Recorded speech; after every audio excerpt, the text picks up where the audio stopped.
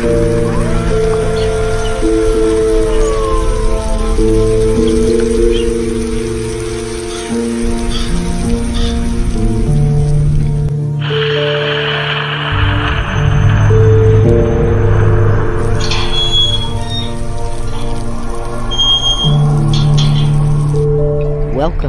to Journey Through the Gate, your paranormal portal podcast, as we delve into the many questions and wonders brought on by this supernatural experience. What's on the other side of the gate? Let's find out together.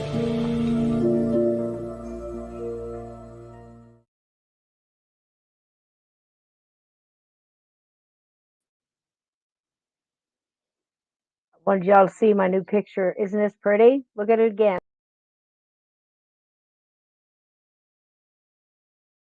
Isn't she pretty?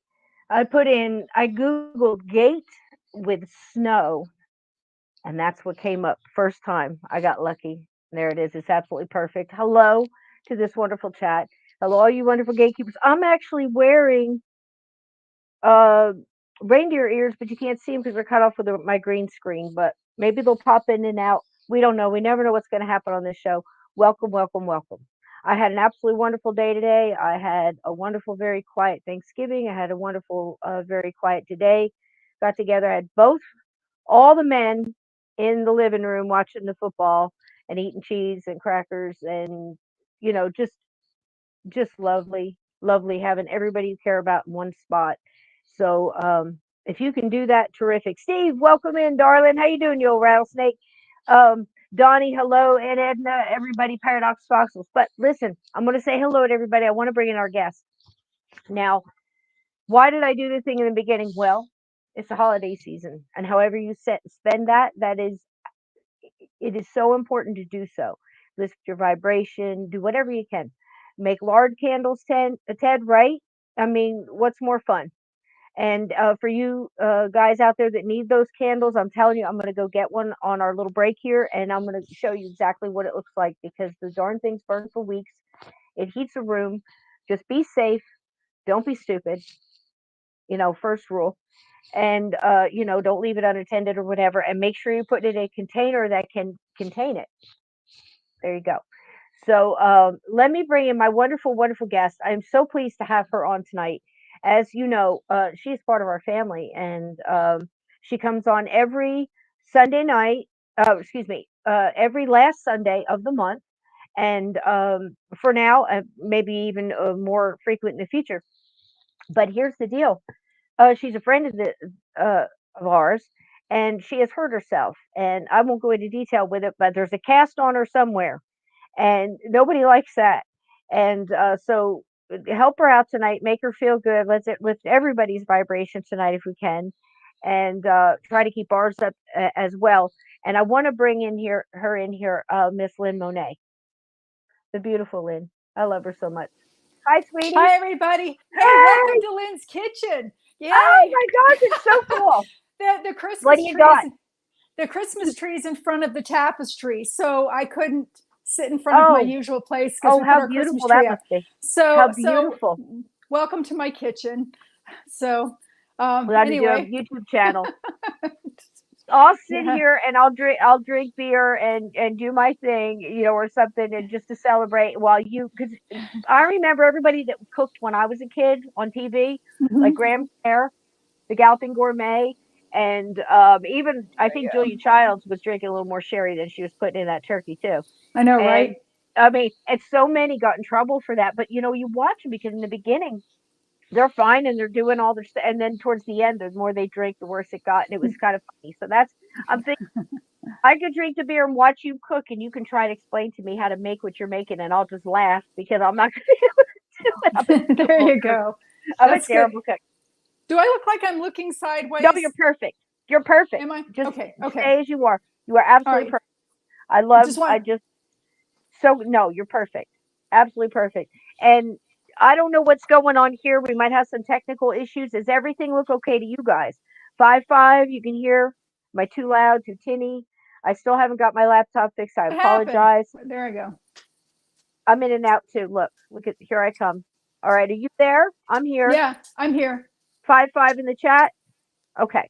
So there's a lot going on in the chat. First off, I wanted to say in just a second, Lynn, just bear with me.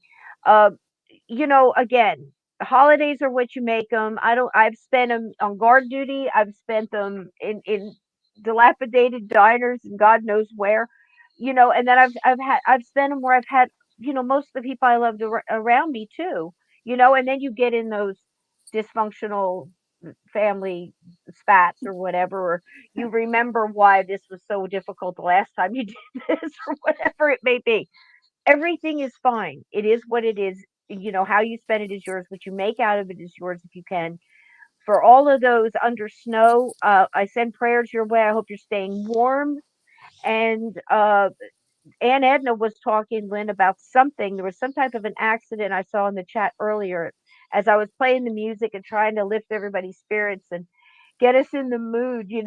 Some of you might be Hmm. sick of seeing snow. I don't know I mean, 77 inches in Buffalo, New York, a couple days ago, Lynn. So Wow.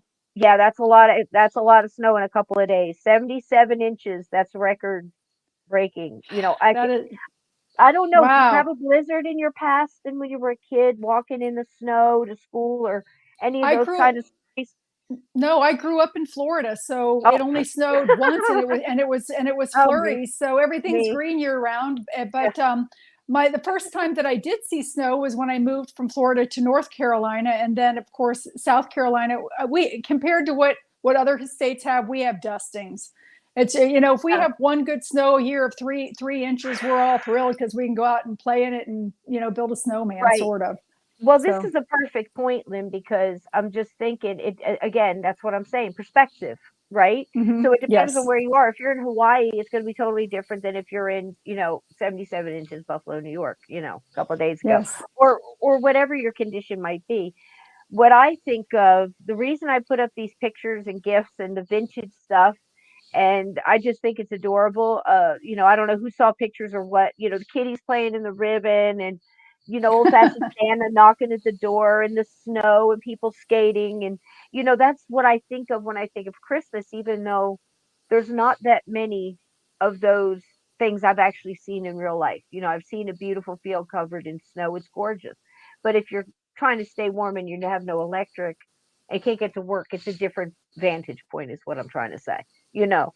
But Yeah. again, it's also in what you make it. If you're thinking back toward holidays and nostalgia, I think that's a large part of it. Whether we're trying to create stuff when we were a kid or make it completely the opposite from when we were a kid and trying to make it different for, our lives now, or, you know, I don't know. It's just so wild that's what makes me feel good looking at all the old pictures and the Hmm.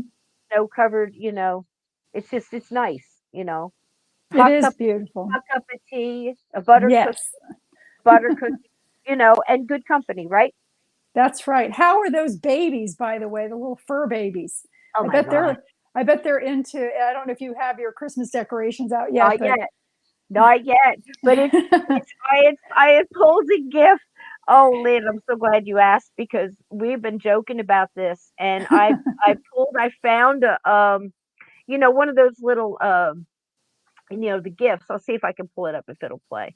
Um, Again, guys, I apologize. We're on Firefox tonight. Chrome is still acting up, and so some of the stuff maybe was dragging a little. But I saw this and I said, "This is what's in my future for my future holiday coming real soon. Coming real soon. Look at this." yes, absolutely. I thought of your babies when the cats were shown playing with the ribbons. I even thought Oh that my those were gosh. your little tiger kitties. So that's Oh why I gosh. asked. I should just have videos up. Here he is right here. I don't know if this will look at this. Look at this. Yes, I thought Ribbons, that was one of ribbons, yours. ribbons. No, it's not. This is a big kitty. This is more like Mr. Dickens' act around ribbons and stuff like that. It's going to be. I'm going to hate it this Christmas. It's our first Oh, Christmas without. But and I know both. And Lynn and I spoke on this and said it's so hard to do it for yourself.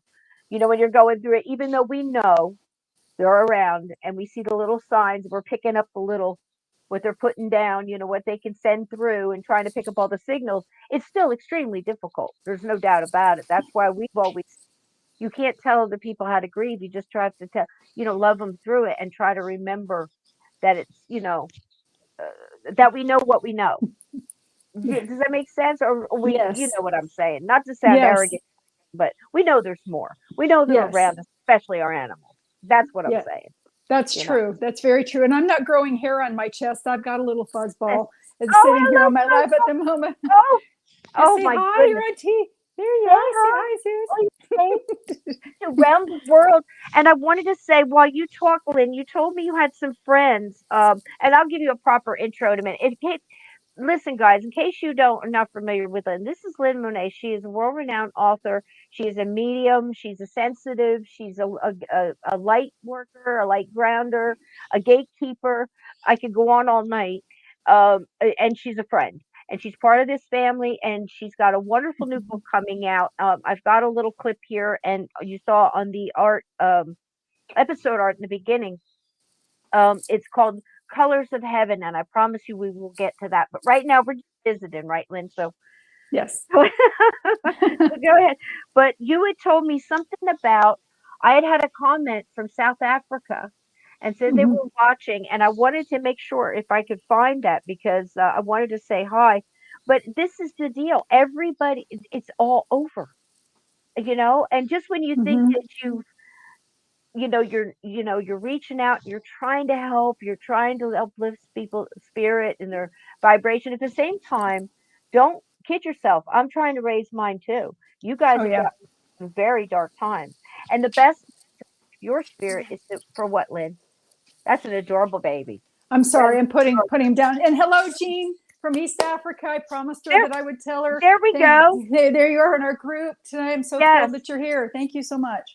I believe it could very well be. I'm trying to pull up my stuff now, but I wanted to do a shout out because that's just wonderful that I love when people tell us where they're listening from Hmm. because we have no idea. I don't oh, Vixen Doe, thank you so much, darling. And hello to everybody. I know I haven't gotten a chance.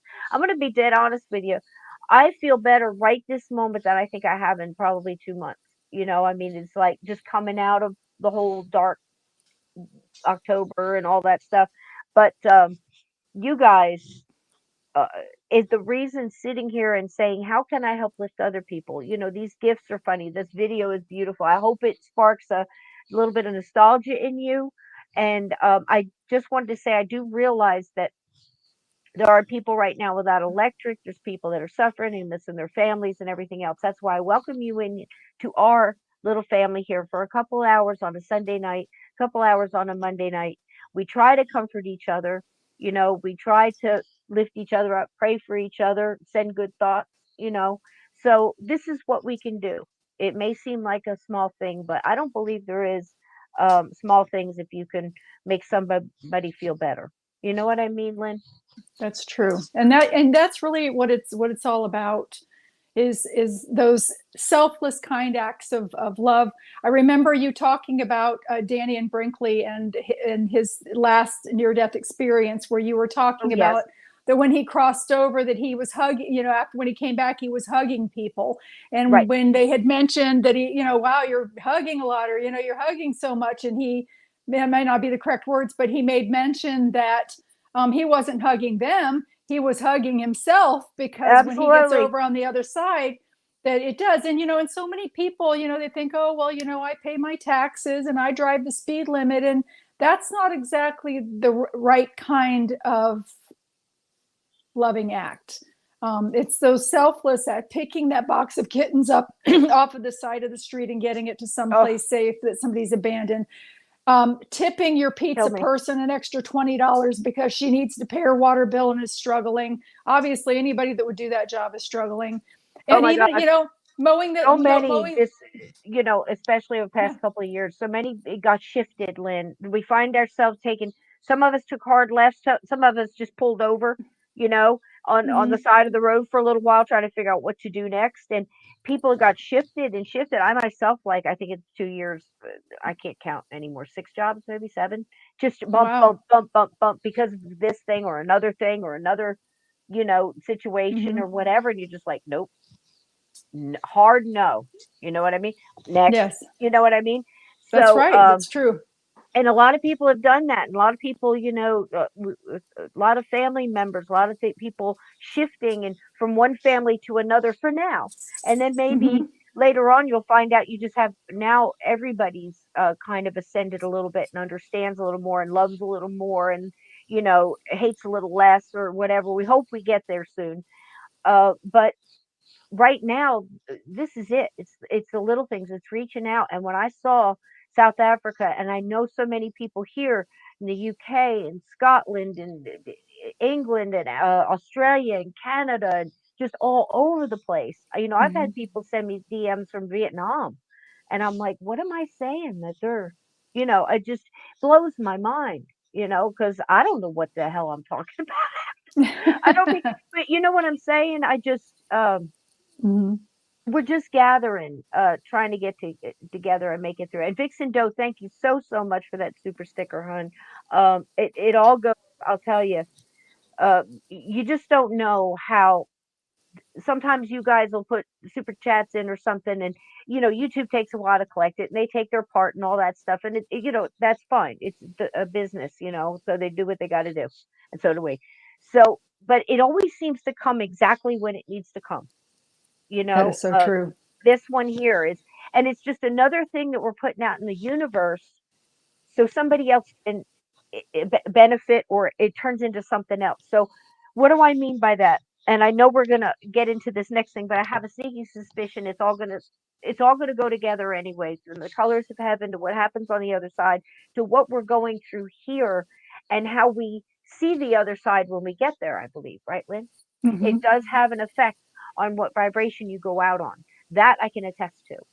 Okay. I might not have all of the word, the different descriptions down and things like that because I've not been there and talked to that many people that are there that can give up a lot of that information. And it's pieced together over time. Thank you. Are you kidding me? Gosh, you guys are wonderful. This is the best chat ever. So, hello to all these wonderful mods and gatekeepers in here. I know I haven't called you all out by name. Blue, Salvador, Andrew, Paradox. I love you all. Are you kidding me? Thank you, darling. But like I said, it goes out there in the universe, and then the universe can use it, or spirit can use it. Hmm. Now spirit is a little word for a big thing because there's so many different things included in that. But here's the little deal: you can't find a $5 bill out of nowhere if somebody else didn't lose the $5 bill. It's such a simple concept, but think about it. So if you think about it, like if you ever find a 20, out of nowhere, not like you left one in your pocket, that's cool too. But do you see what I mean? Something's got to put something out there for it to be able to be used. You see? So what Lynn is saying too is all those little things we put out there. With Daniel saying just with hugs, putting hugs out there, And look, I'm not perfect. It takes me a time if I'm upset or something like that, I'm saying like just let it go.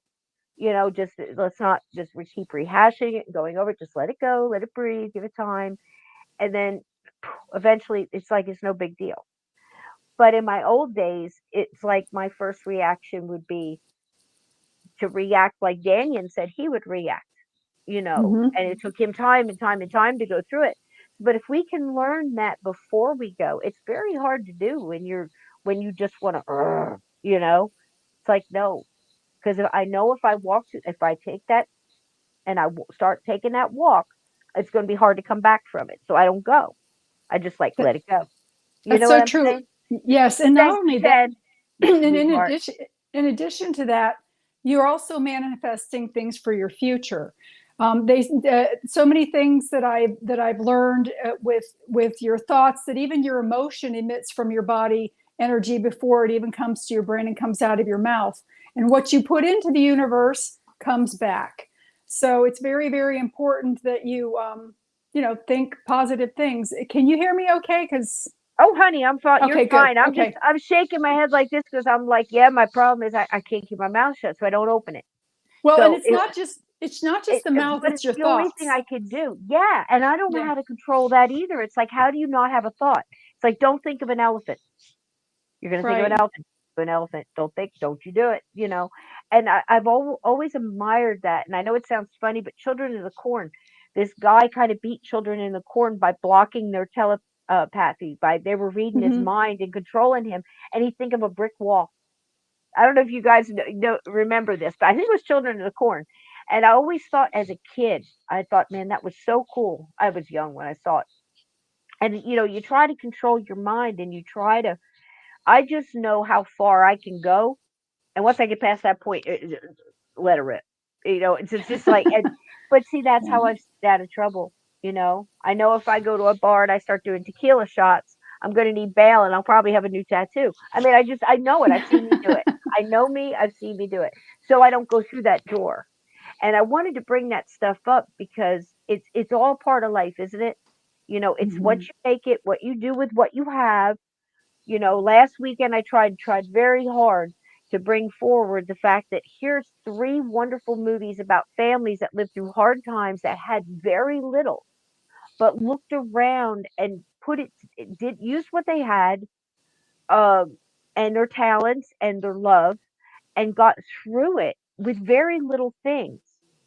And I think coming forward and right now too, a lot of people are going with less because it's smart to do.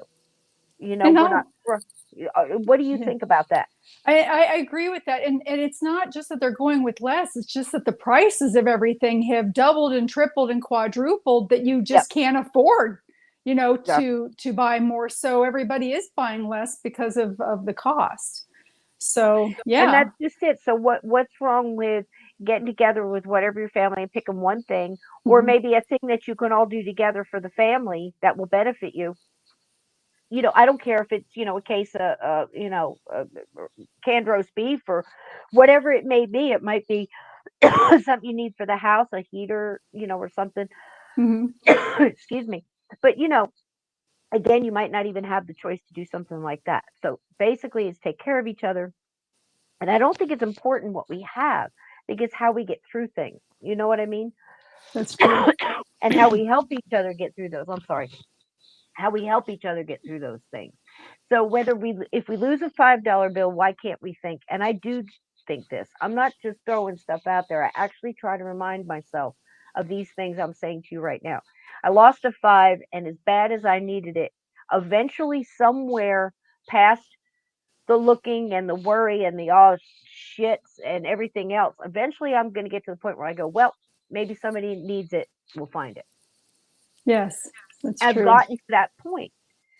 So, again, it's crappy, and that's just a five, you know, and something else it's a lot worse. I mean, so if we applied that to kind of our whole everything we do, or at least some of the things we do. Like I said to Lynn, I don't know how you are with meditating, but even Gandhi had a hard time, you know, focusing. But I think we look at meditation different.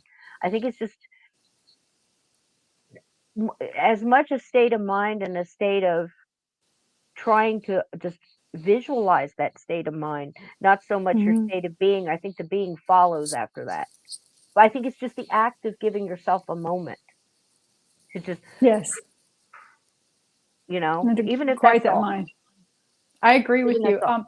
If I'm shifting a lot, I have a cast on my right foot, God bless you. a lime green one. I had a bone, the bone spur from hell removed from my heel Woo! so that I'm not hobbling anymore.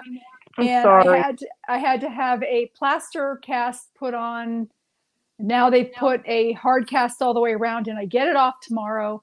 So I God get my bless you. soft cast on. So I'm still be hobbling around for about 4 more weeks, but I'm shifting because I've got it up on a chair. That's another reason why I'm in my kitchen, so that I could I sit at the love the dining table and kitchen. put it on the chair. I think I I love think my there's kitchen something too. in our future with that kitchen. I think that would be the best cooking show ever. I'm like, explain to me how many quarter cups of what do it, Julienne, what? No, Thank you. I Yeah, have we've said been this. Are you a cook? Do you cook? I am. I am. We've been Oh, making a lot see. of cookies so far. I've been freezing a lot of batter so that I can pull it out right before Christmas and cook. I have oatmeal. I have Toll House. I have my mother's secret God, recipe. I have the God sugar bless you. cookies and Hello, all of Ann. that type thing. Gonna try to make some pinwheel cookies and some snickerdoodles. So Yeah, and then I like to put them in plates and pass them out to the neighbors. I'm making Oh fudge man. too. Oh my gosh, fudge. I'm sending you the love. I don't know. We have to get together so I can make sure that you see the chat and how much people love you and everything. Oh, And thank you. they're sending you prayers and bacon and love and hearts and all kinds of things. So I just wanted to Thank make you sure so you knew much. that. Nobody, elevate. Blue is saying elevate it. Yeah, it does help. Put Yeah. it on a pillow on a chair. It does Yeah, help. I Yeah. almost had to go to the emergency room with the plaster cast because my foot swelled up so big that my toes were turning blue. So, but I had my daughter was having a slumber party for her 14th birthday, and of course I was up managing that and should have had it elevated. So I went and elevated it and iced it, and fortunately got my toes back to pink. Gosh. Oh So my gosh. yeah. I just, you think you're having a shitty day till somebody else has, you think, well, and I think you can kind of measure what kind of shitty day you're having by how deep you have to go into somebody else's pain to make you feel better. And I know that sounds terrible to say, but we all do it. It's like when you tell your kids, well, at least you're not living here where they have to do this, this, and this. We all do it. Hmm. And I think at least I don't have a cast on my leg. I mean, I think I'm having a bad day and it's hard to do what I'm doing. Can you imagine? So it's debilitating, and it's got Lynn in a bind. So if you are thinking about buying anything for Christmas and you think somebody would like to hear, I believe the new book is Colors from Heaven. It is out now in ebook form, I believe, at this moment. You're Yes. working on your website. She's refurbishing her website. So I think I sent those links out to the mods, but while I play this little intro Hmm. video about Lynn, she has multiple books. Omnipresent is another. It's a page turner. So if you've got somebody at Christmas or Hanukkah or festive Kwanzaa. rest of this, Yeah. whatever, quantum physics, whatever, it doesn't matter. These are great because if you Thank have you. that person that likes to be scared and wants to know, hey, wouldn't it be fun to have a haunted house? Well, sometimes it's not fun. Ghosts are not pets, and things are not, and they're not to That be is so messed with. true. And Lynn makes it very clear in the book Omnipresent, which you will see covers of in a little bit here in just a second. Mhm. And Omnipresent too, is it, or what happens It's next? You say, what happens next, where I was actually to reach out to the family that I purchased the house from, got to hear their story of the horrible things that happened to them and their children, as well as talking about mental illness and addiction and our attachments that kind of go along with that. How to tell whether you have a haunted house or not, and kind of some things that what happened next. The Colors of Heaven, Beginnings Never End is not a scary story. It is a beautiful story about the act of dying, death itself, and what happens afterwards. So I'm really, really hoping with the book to take the stigma of death and dying away, and so that people have a better understanding. It would be an excellent book for anyone with terminal illness, anyone for that matter, but anyone with terminal illness, maybe somebody that's recently lost someone. It'll even tell them how to communicate with them on the other side. Everyone can do that as well. But in the book, it talks about so many times that when we're grieving, that we miss these beautiful opportunities to connect with the other side through a loved one that is transitioning. And I was fortunate enough that when my mother did pass away, which was the inspiration for this book, um, I was able to see her leave her body and what happened after that. So we'll talk about it more oh my in a goodness. little I bit. mean, it's just, and again, Lynn has multiple years. Please tell them, Lynn, a little bit of your service, almost as I've learned, this is a new word I've learned just a few years ago. Is it a doula? It's almost Adula. like, yeah, I love that. And, tell us a little bit about what you've done. So you've I seen a lot of this, Yes, I've been a nurse for over 30 years, 37 years, but we won't go there. right? That's good 17, stuff. yes, 17 of which I've done end of life care and geriatrics. So I've seen a lot of people crossover, and I've seen a lot of the consistencies. And I just want to make it clear to everybody, because I know that there are some religions and traditional religion, but that believe that they're the only ones that are crossing over and nobody else is. It's not true. It's not true. Yes, it's not It's true. not, so sorry. I've seen Not true. atheists. I've seen Jewish people. All of them. You know, I've seen so many of them. It's for everybody. Yes, unless of course they choose not to. And the only thing that will prevent you from crossing over is your freedom of choice.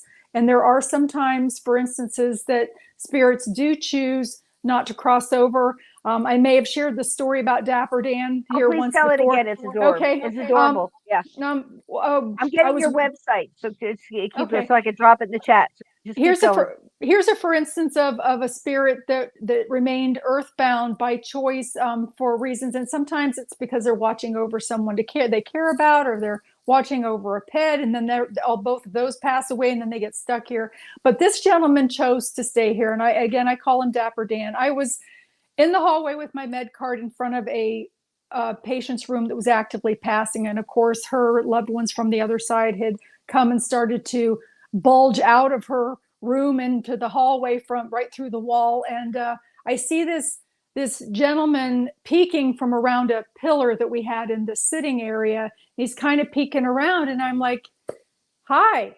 And he's, looking over both shoulders to see who I'm talking to, because nobody's acknowledged him probably in 100 years. And I said, no, you there, you there, sir, why are you still here? Why haven't you crossed over? And he realized then that I was talking to him. So he started to walk over, and he was a very handsome man. He looked to be in his middle to late 30s. He also was well dressed, not like wealthy dressed, but upper middle class kind of dressed. He had nice clothes on. He was dapper. Yes, Dapper Dan. That's why I call him Dapper Dan. And when he came over near me to my card, he had this Swiss cheese appearance near his abdomen and liver area, which to me, when I see something like that, when people have not crossed over, their wound still shows or cause of death, and mental illness and all of those addiction things still kind of stay with them. Yep. But they stay the same. They don't change. They don't until they've crossed over. That's where you go through that transitional. But when they're here and earthbound before crossing, they still have all their earthly burdens, I call them. That's true. So like think of your we're getting close. You know what's coming for Christmas, guys. It's all about Christmas Carol and Charles Dickens. So all those references come out, but think of your Marleys, all the chains that he had forged in life, and carrying all the burdens with him. And again, that will keep you from crossing. I have seen multiple, Lynn can back me on this, of earthbounds that somehow get the message and get the idea that if they help others over here, it will actually help them cross on a higher vibration. It's an amazing thing. One of the things that really intrigued me an awful lot, because I've seen a lot of people come through, say they were selling drugs or doing something like this in this dark world, and got, and died by, like Clyde Barrow or whatever, somebody like that. Well, they may start to cross, somehow pick up this information. How, I do not know. I don't have that answer. Whether it's on their own or they get help from their spirit guide, I don't know. But it seems they get the information that if they come over here and help their buddy who is going alive still and starting to go down that path and change that course for them, it helps their vibration and they can go on a higher frequency. Does that make sense, Lynn? Yeah, and that's true. Yes, it is. That is absolutely true. Similar to your Dapper Dan with the Swiss cheese holes and things and different things like that. I didn't mean to take you away from that, but no, you're fine. It's a good opportunity to point it out. Yes, and you're correct. And the thing about Dapper Dan was he came over. He had this very, very heavy Irish brogue, and he spoke. He said, because I asked him, I said, this lady over here is crossing and her family's all here. I can hook you up. You don't have to go alone if you want to cross over. And he was kind of hesitant. And I said, well, look, you've been stuck here for such a long time. Most people can't see you. And if they did, they'd run out of the room screaming, and I can help you, cross over if you want to go. And he said, "Me lady, I can't cross over." And I said, well, yeah, of course you can. Why not? Why can't you go? And he said, my mistress and my wife are on the other side, and neither one knew about the other. So he chose to remain earthbound because he didn't want to cross over and have to face the music of the wife and the girlfriend. And I even told him at that point, I said, look, I said, the cat's out of the bag now. They already know emotions aren't the same on the other side as they are here. The negative emotions are not there. You do still have all of your senses and things. And not only that, they may not even still be there. They could have already been in 2 more lives by now, while you're sitting here suffering down here, hanging out with people that can't see you. And so he just kind of smiled and faded away, and I never saw him again. That was the first time I saw him anyway. But people do, they choose to stay here. And as Cisco and I have talked about before, she's in her book talking about the jumpers and and the shot of tequila and telling about that story. And in the same token, I've seen people hovering around people with drinks in bars just to get a whiff of it, or to cigarettes or things like that, or people thinking that they're having that moment alone in the flick show, their little porno deal, their little porno addiction, and they've got a whole bunch of people standing behind them, watching with them in their private moments. So maybe maybe they should be charging admission instead of paying admission, because they're putting on a show. Away the amount of things people think that they're doing and nobody else sees it. That's why I love that the father stealing the corn and the little boy going, somebody sees. And I'm like, it's not just a reference to your creator and your spirit guides, your higher self and everything else watching you do these things. It's spirits around you as well. That's true. I mean, it's so true. And it'll make you think twice about doing stuff. And if they like what, I'm sorry. Oh no, I'm just saying. And if they like what you're doing well enough, they might decide to move in. So then you've got that sort of thing. But you wonder why you're always drained and you always feel like you're low energy, and then you leave the house wherever that place is, and you start to feel better, and you go back and it starts to happen again. It might not just be a gas leak or something in the chemicals you're using at home or something you're eating. It could be atmosphere and the spirits, or in this case I would call them more earthbound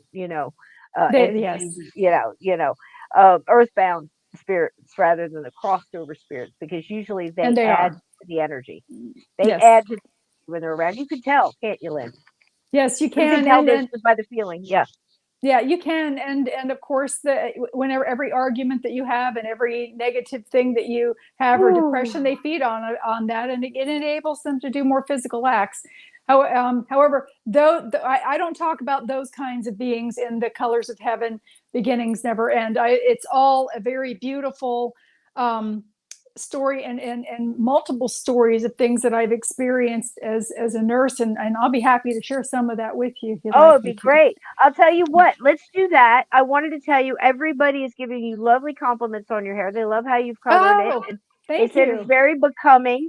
And I wanted to, because I know you can't see all of these, and people sending you love, and of course prayers on your healing and everything else. And I just wanted to make sure we got that.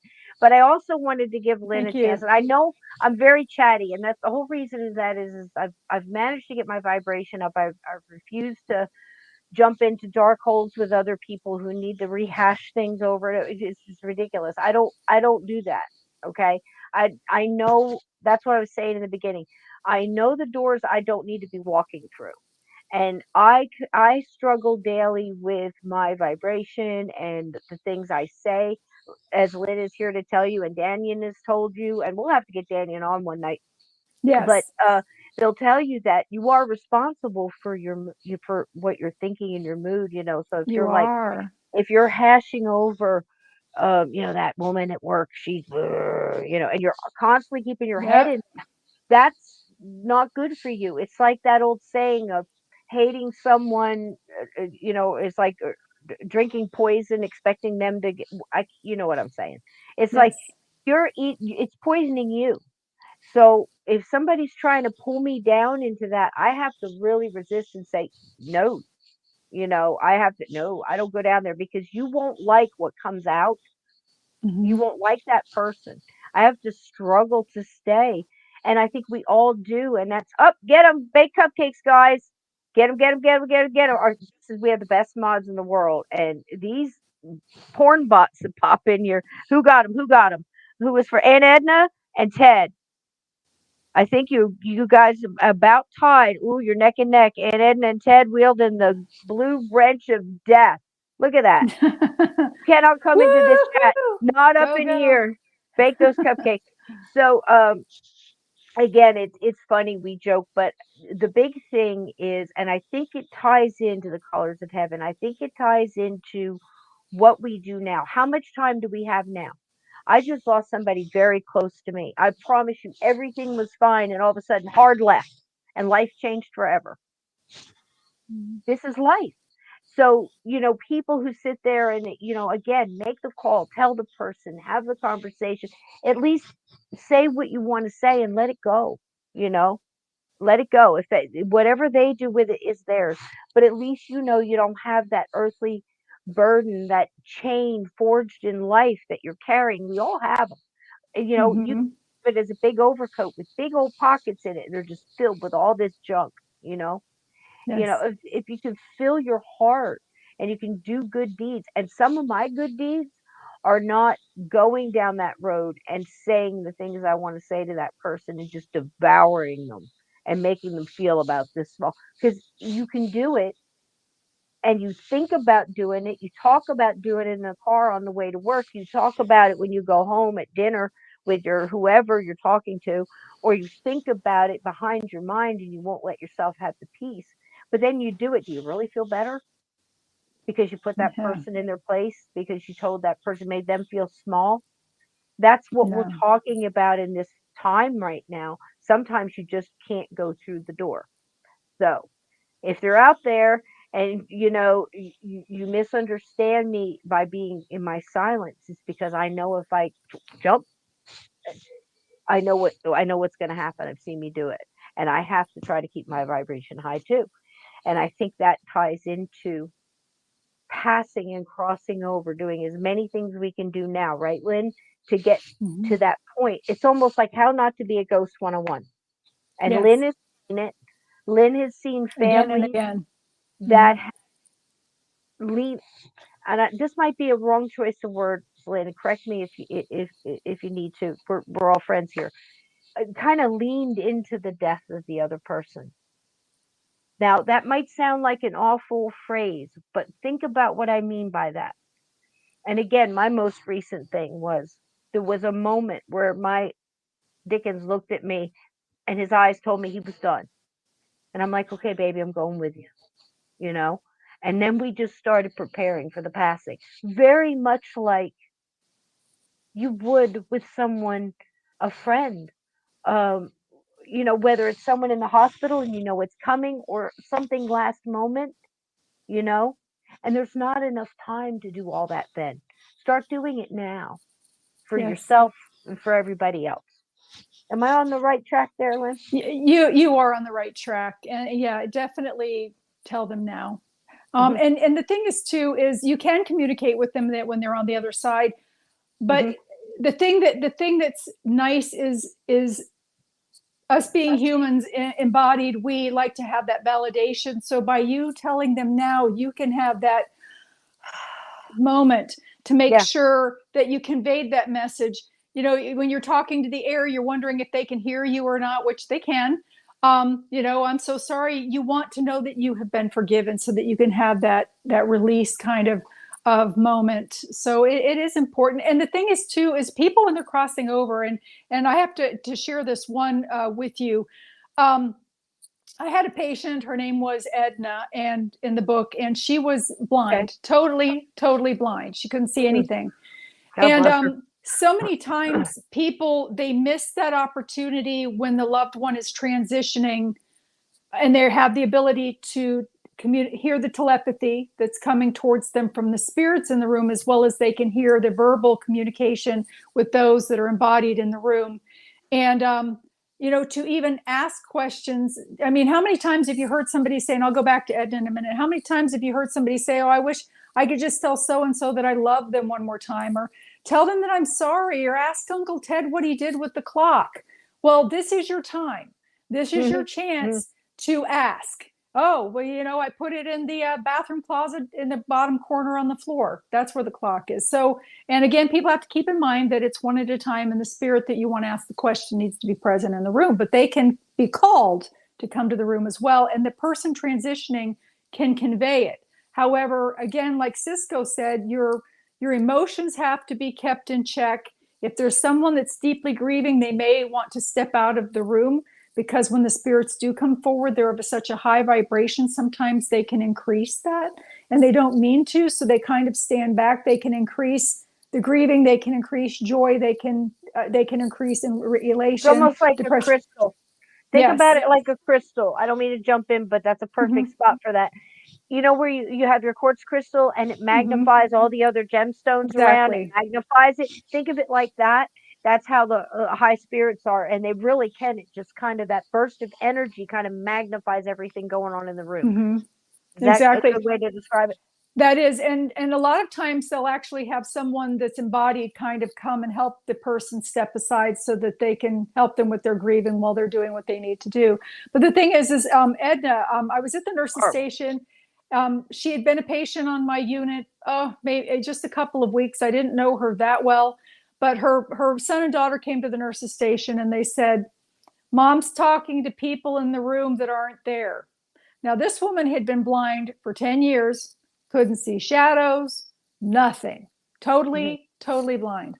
So I said, okay, let me come with you, back to the room and check and see if there's anything that I can get your mama to make her more comfortable. And when I walked into the room, Edna was laying there smiling from ear to ear, and she was reaching into the sky like she was reaching for something very delicate being handed to her, like a snowflake or something. And she was so happy with what she was reaching for. And I said to her, I said, Edna, I said, who's here? And she said, George.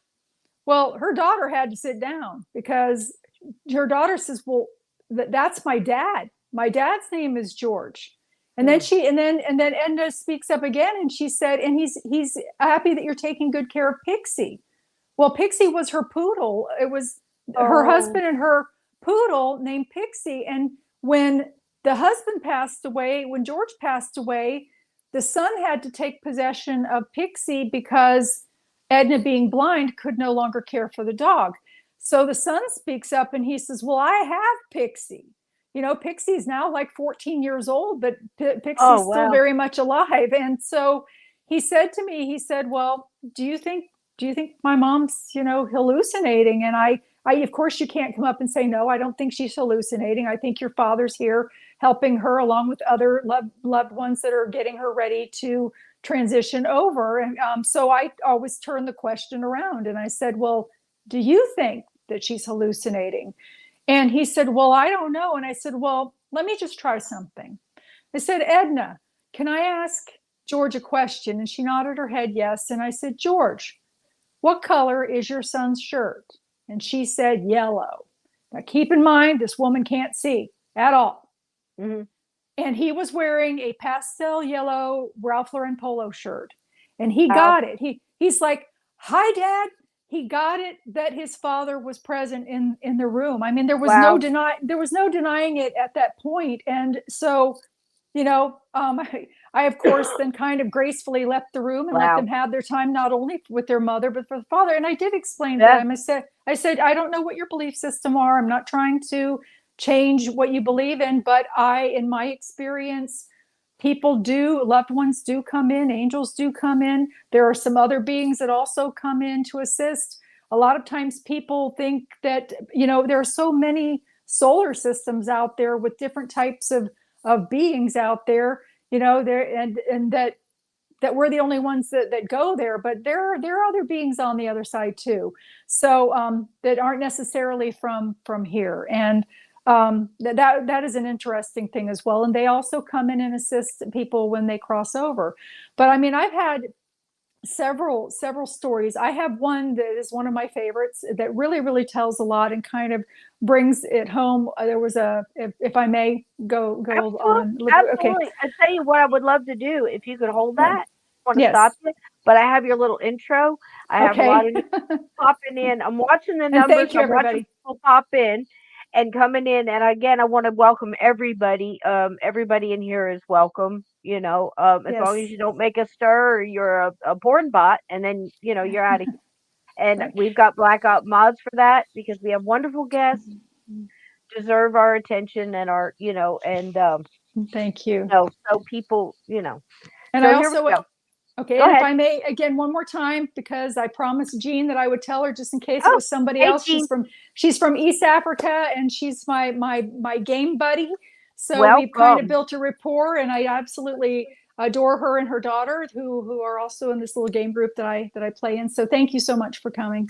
Welcome, Jean. Yeah, and I believe it was Jean that put the comment on last week's show too. So welcome, welcome. I hope you find some shows that you like and different things. I was actually wanted to say this before I played. I've been trying to play this intro since we've been yapping an hour, and I just would do justice to Lynn because she's a wonderful author. I love the way she writes and she explains it, and it's like it very much like I tried with my book. We're not trying to say I have all the answers and here's the. We're not doing that. We're trying to reach out to connect to people who have had experiences and are trying to just understand that maybe have abilities. They're trying to understand that are thinking about what's going on the other side and what's going on with our loved ones and is love really eternal and what's going on. There's so many things we're going through here on earth and it's crazy how people going through turmoil throughout history. Again, reach back to what we talked about last weekend, and in the pictures I showed tonight, some of the nostalgia that you know this isn't it. This isn't it, and we're just trying to make the best of what we have right now and understand the things we can understand. We're not trying to tell you we have all the answers, but we've seen some shit. You know what I'm saying? We've been in this 50 years. It may be more, quite honestly, just trying to understand this.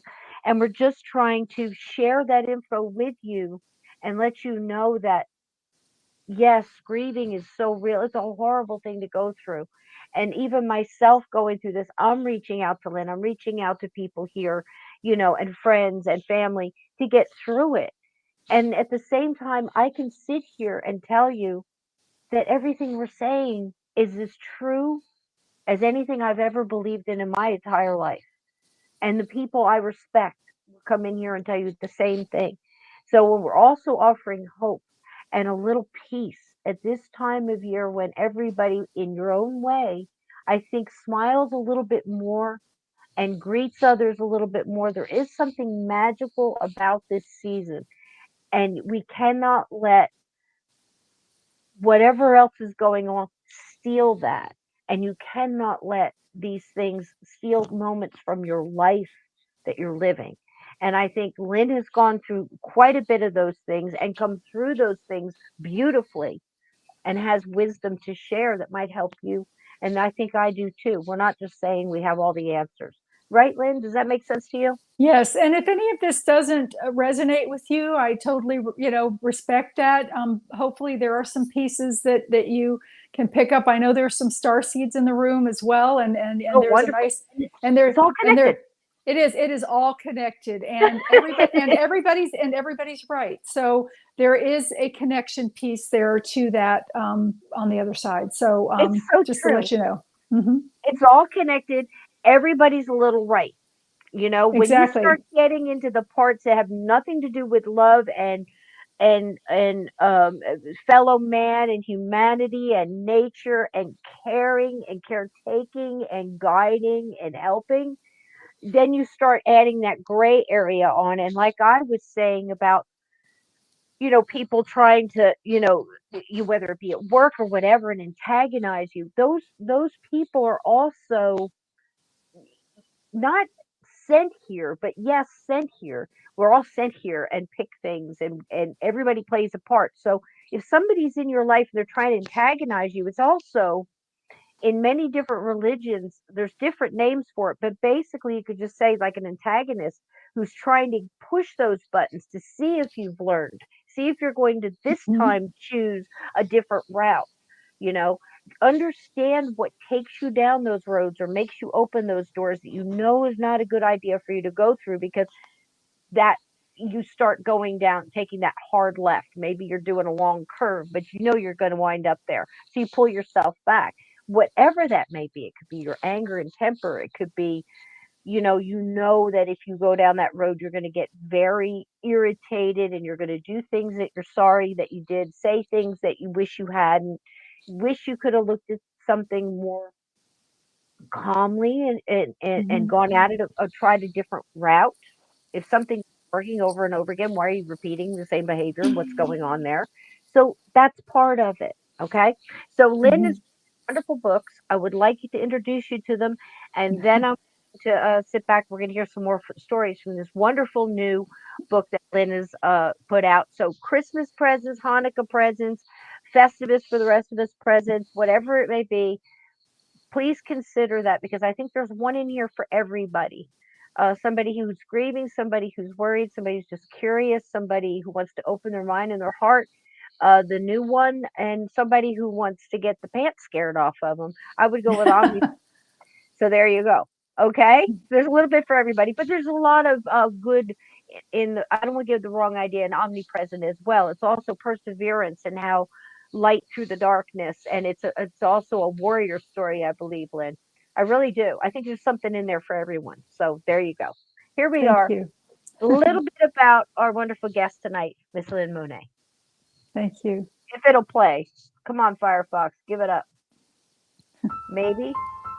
Yes. You never know. It's a little laggy. I apologize. I got plenty of bandwidth. It's just Firefox.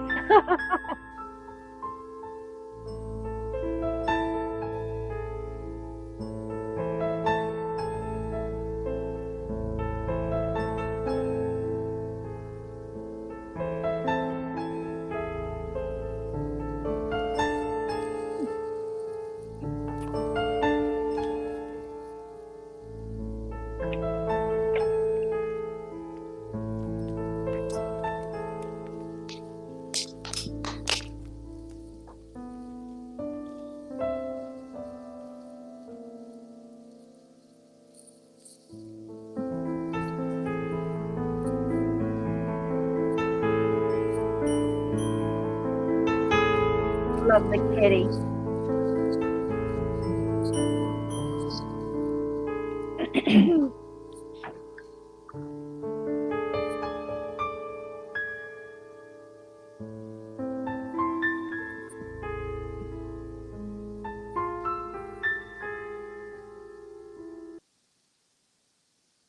Now that may seem a little scary to some, but I'll tell you, there's definitely a dark side and a light side to all this, Lynn. Yes, So there is. we try very hard to keep bringing the light to you guys, because I know you deal with your own darkness every day, really. Whether it's what we were talking about, the little things that push you over and make you do things that you're sorry for, or you wish you hadn't, or you, darn, I wish I had held it together that moment.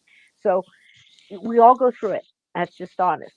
So, Lynn, tell us again a little bit about this book and what made you write Colors of Heaven. Was it that you just wanted to describe to people what you've learned over all this time and ease their minds a little, or was there a little bit more to it?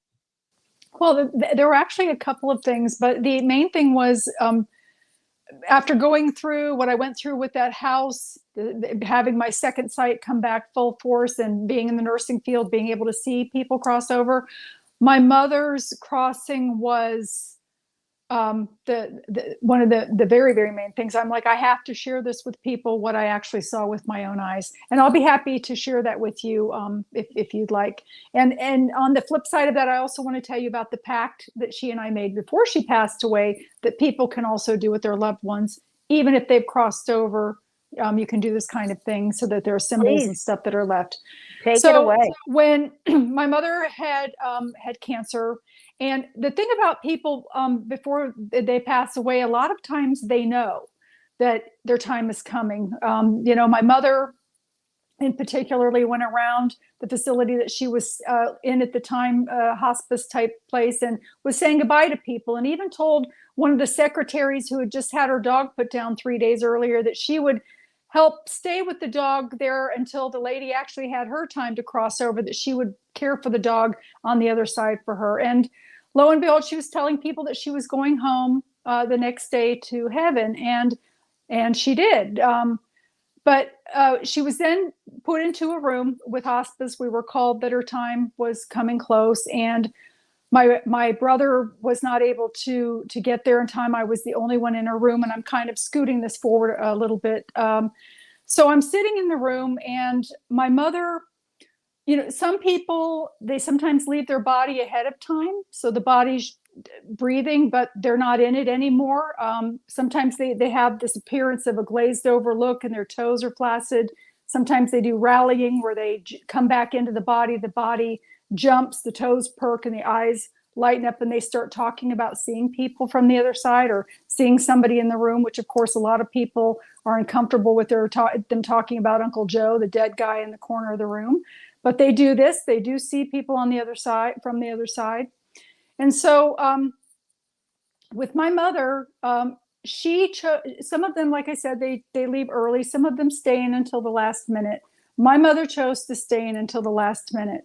And even though she could no longer verbalize, and her eyes she was not able to open, she still would move her eyebrows up and down and mouth words with no sound appropriately. People would come in and they'd say, "Hi, Phyllis," and she'd go, she'd do the eyebrow thing and the mouth thing.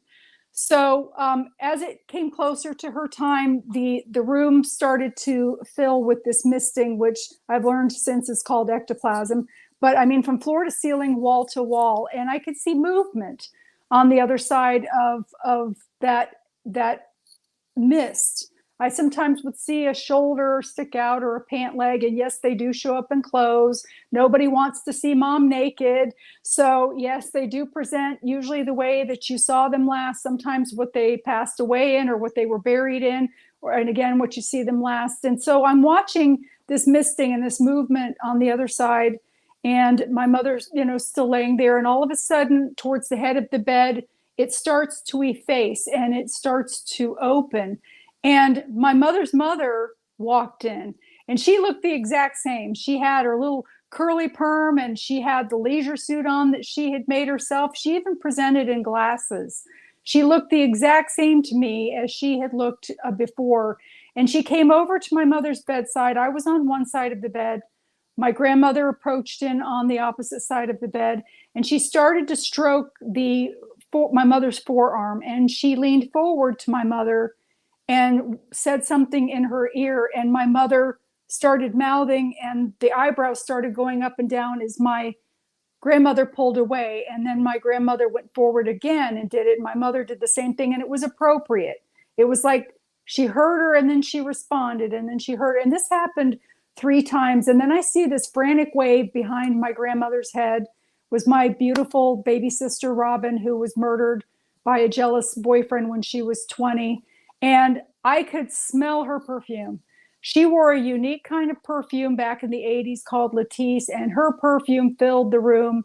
I could feel her come. Yeah, I could feel her come and embrace me, her hair falling over my face. I could feel her. And then when she went to go back around the misting, it had all effaced. All of it was gone. And I could actually see into, I mean, there were hundreds of people there. There were angels. There were these beautiful beings that looked to be on the level of angels. Some of them were very, very tall, like even 7 and 8 feet tall, because their heads were like skimming on the tall ceiling. Some of them even kind of going through. They were the level of angels, but they didn't have wings, and that's why I'm mentioning that there are beings from other solar systems that are in there that kind of help people cross over and process. And so I'm watching this, and there are colors on the other side that we do not have. So vibrant. We would need Yep. Yeah. A whole nother color wheel, and they're alive. They're not just colors, like you It's like say, energy. vibrant. Yes, it's an energetic Yeah. thing that you And I just wanted feel. just not to cut you off, I wanted to answer Mhm. Andrea right here because I think a lot of people have that question. You know, is ectoplasm spirit or what? It's like it's all connected. It's like an It's energy overflow of what they move through almost. yes, it's a It's portal. wild. Yeah. Yeah, Yeah. It's yeah. just a misty kind of energy and everything kind of moves. It's really wild because I don't want you to think if you don't see that that you're not seeing a spirit because you are. Again, Yes. not everything is it's not as compartmentalized as we think. Like when we start putting everything in these file cabinets and we say Hmm. this is a ghost and this is everything a ghost can and cannot do, and then something else a ghost does comes out here and you go, okay, well that's not a ghost because that doesn't fit. No, no, no, Right. everything's connected. So Right. when, just like Lynn is saying, all of these different beings are coming through. Well, spirit guides, there's past loved ones, there's things from Hmm. other dimensions that are good. You know that we're, you know that this isn't the only place that has that love vibration. In fact, I'm going to go one further. And from what I've gathered in my collection of information in my lifetime, I would go as far to say that this planet and this dimension is probably one of the most loveless places there is compared to the others that are such a higher vibration. And we're trying to get to that. So, of course, you're going through bad days and things are tempting you and people are annoying you and people are trying to drag you down paths you're not going to go.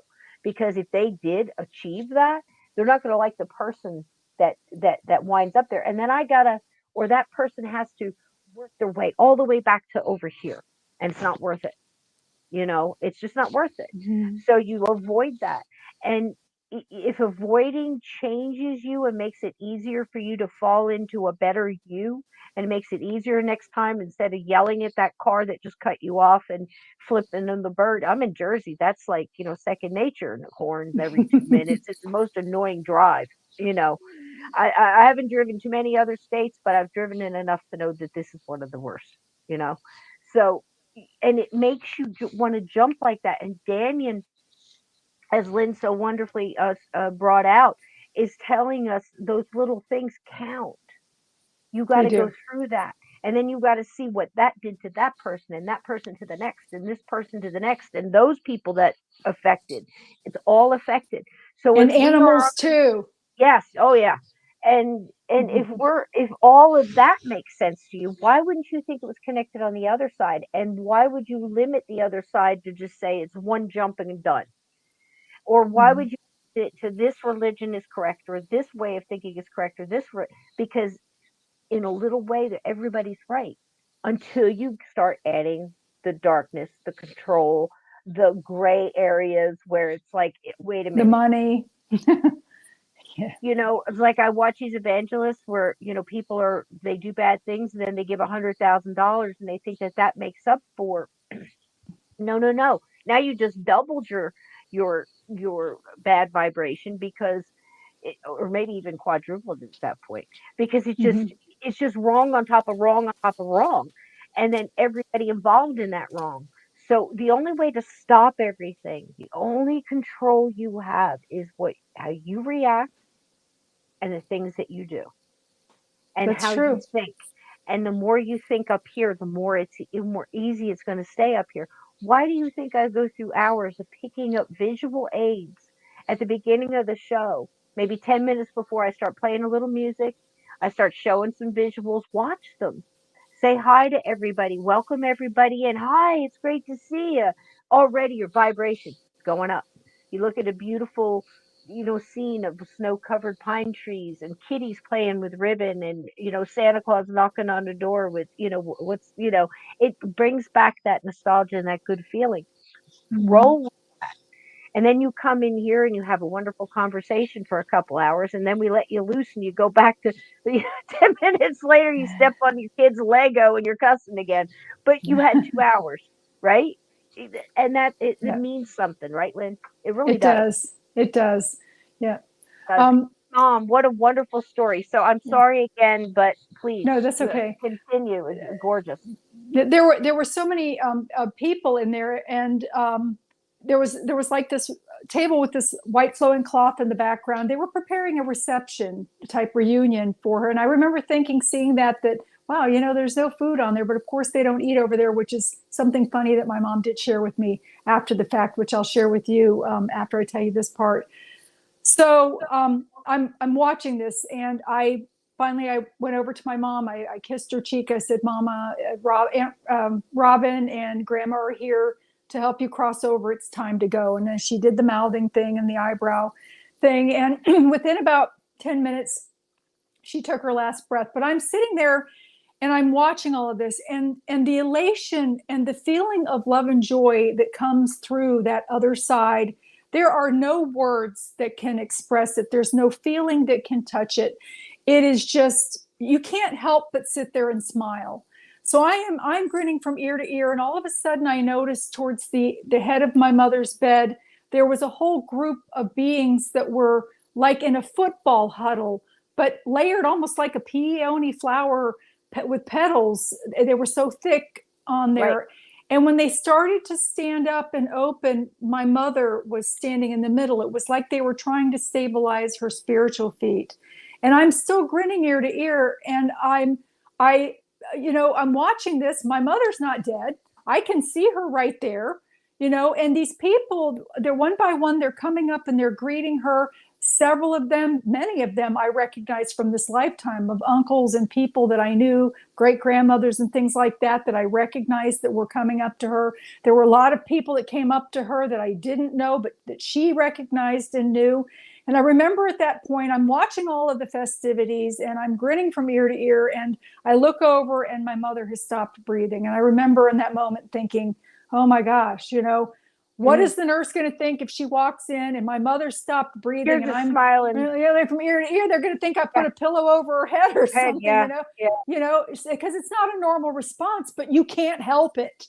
You cannot help it. So I called the nurse in. The nurse walks through the festivities and all of the things that are still going on, pronounces that my mother has crossed over. And I asked her, I said, can I please, stay in the room with my mother? I still wanted to watch. So right. She said yes, and everything literally went on for about 20 minutes our time, where the room then started to thin out. People would greet her, and then they would kind of go off somewhere, and there ended up being like about 5 beings. My sister and my grandmother were with her, helping guide her. And where I was sitting, there were windows. Could they see you? Like, were they going, "Hey, how you doing? We got stuff to do." They're like, you're in a hurry. Mm-hmm. No, but they saw you and acknowledged you. Yes, some of they did. Yep. Yes, my sister did. She came over and acknowledged me. As these beings, it had thinned out. There were like 5 beings, and my mother and my grandmother. My sister and my grandmother walking out with my mother, and there were windows behind me. There's that superstition, always crack a window, and I don't know if that's true or not. There were windows behind me. They were headed in that direction, and might have just been a coincidence, but they were filing out past me on this side. And as each one passed me, they made a connection with the top of my head, and it felt tingly. And my mother, the way that I see spirits is that I can see better from a distance. I can see them perfectly out of my peripheral vision. I can tell you what they have on. Sometimes when they get closer, I can see maybe a bottom half or an upper half or a side half, but there's this wavering and waffling to the air, like gas fumes or fumes off heat on a road. Street. Like yes, you said, exactly. Like heat on a road. Yep. Yes. Quick question here from the chat. Real quick question. That's a good one. How long can people, animals crossing over, or are they able to see you? I'd like to answer that real quick, and then interested in Lynn's response. I'd say always. Anytime you connect into that love, first of all, when they cross over, they're busy right away. Most of the people I talk to say give it a couple months, especially if it was a traumatic passing of some time. Give them time to heal, go through their energy healing and everything else. And then just speak to them in love with high vibrational thing. It's very hard not to go, I miss you so bad. I'm not saying not do that. That's your personal thing. But the more happy energy you send up, hey, remember that time we did that? I love you so much. I miss you. I hope you're doing great. Here's some happy thoughts and energy your way. It'll speed up that, and it also helps make that connection. But I would say the answer to that question is um, forever. Love is eternal, and as long as your love connected in it to see it, but it takes a little time after the passing. Lynn, what would you say to that?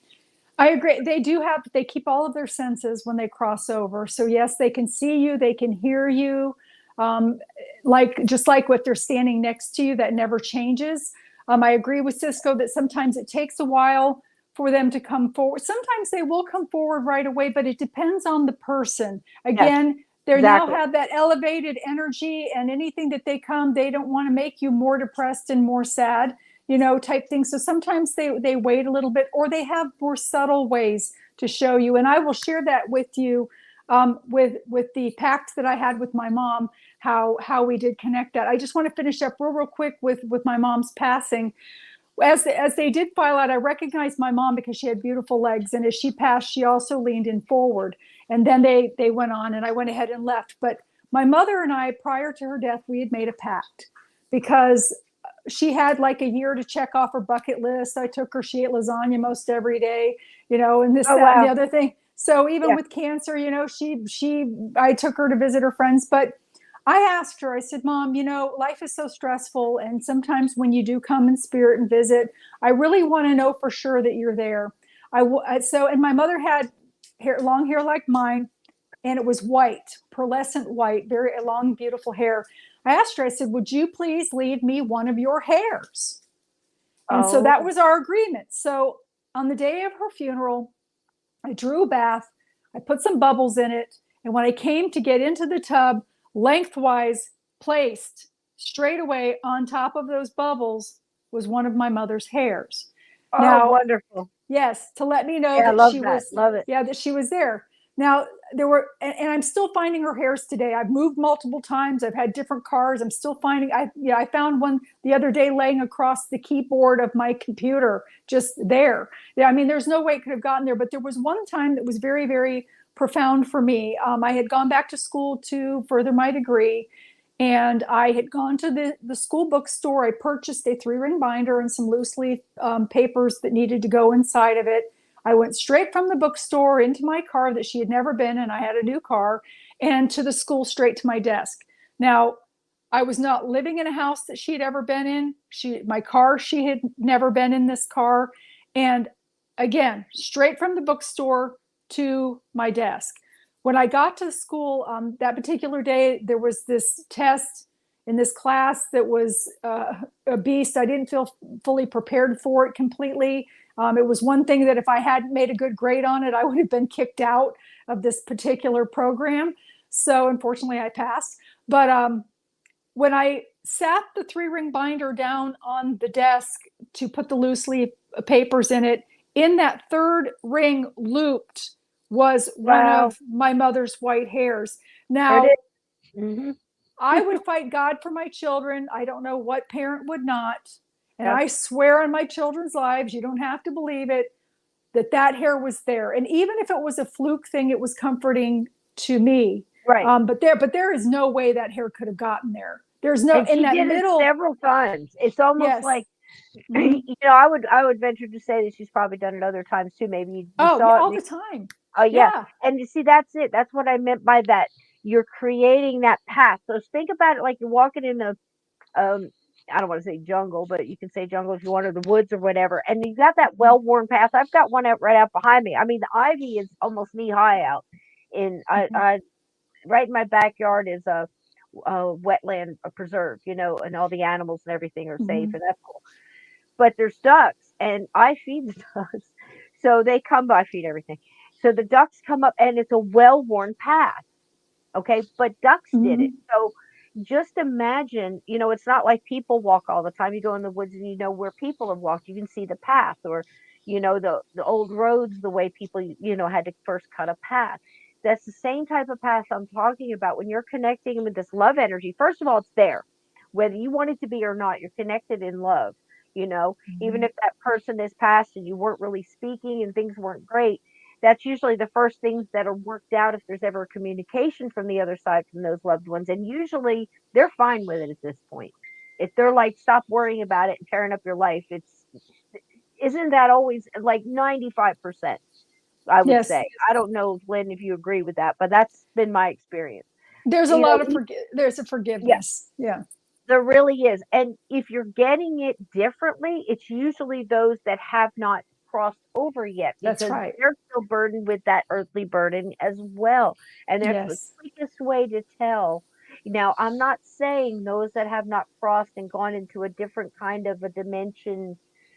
There's a little bit of, the playroom there with, as Lynn said in the beginning, where they've chosen to wander in this place.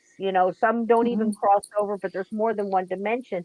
And, as far as with the hairs and everything else, we've said it here on the show, expect a feather this week or expect this, a something from spirit. And what I mean by expect, it's not like I expect it in an arrogant way. I mean, intend for that to happen Right. and believe it to the point of you expect it. You And know, it's ask. so much, and ask Yeah, absolutely, and ask your show me spirit. I'm paying attention, right? That's right. And it doesn't, I mean, like with the feather thing, it doesn't necessarily mean that they're going to put a feather in front of you. You might open a page to a magazine and there's a picture of a feather. That is also the Yes, same thing yes, as the feather. Yeah, yes, they can yeah, leave you those things to let you know. And see, I never grieved my mother. I never grieved her because to me, she's not dead. So it's a she was able, different, yeah, yeah, she was able to come through to me much, much quicker. We've had some comical things too. yeah, But that's cool. I wanted to, if I may, share with you a story about a lady Please that I do. had, that I I'll tell cared you for. what, can you get started? I'm just gonna go around the corner real quick, get some hot water, please. Oh, sure. Okay. Yeah. Start, and I'll be right back. Okay, be right back, chat. Okay.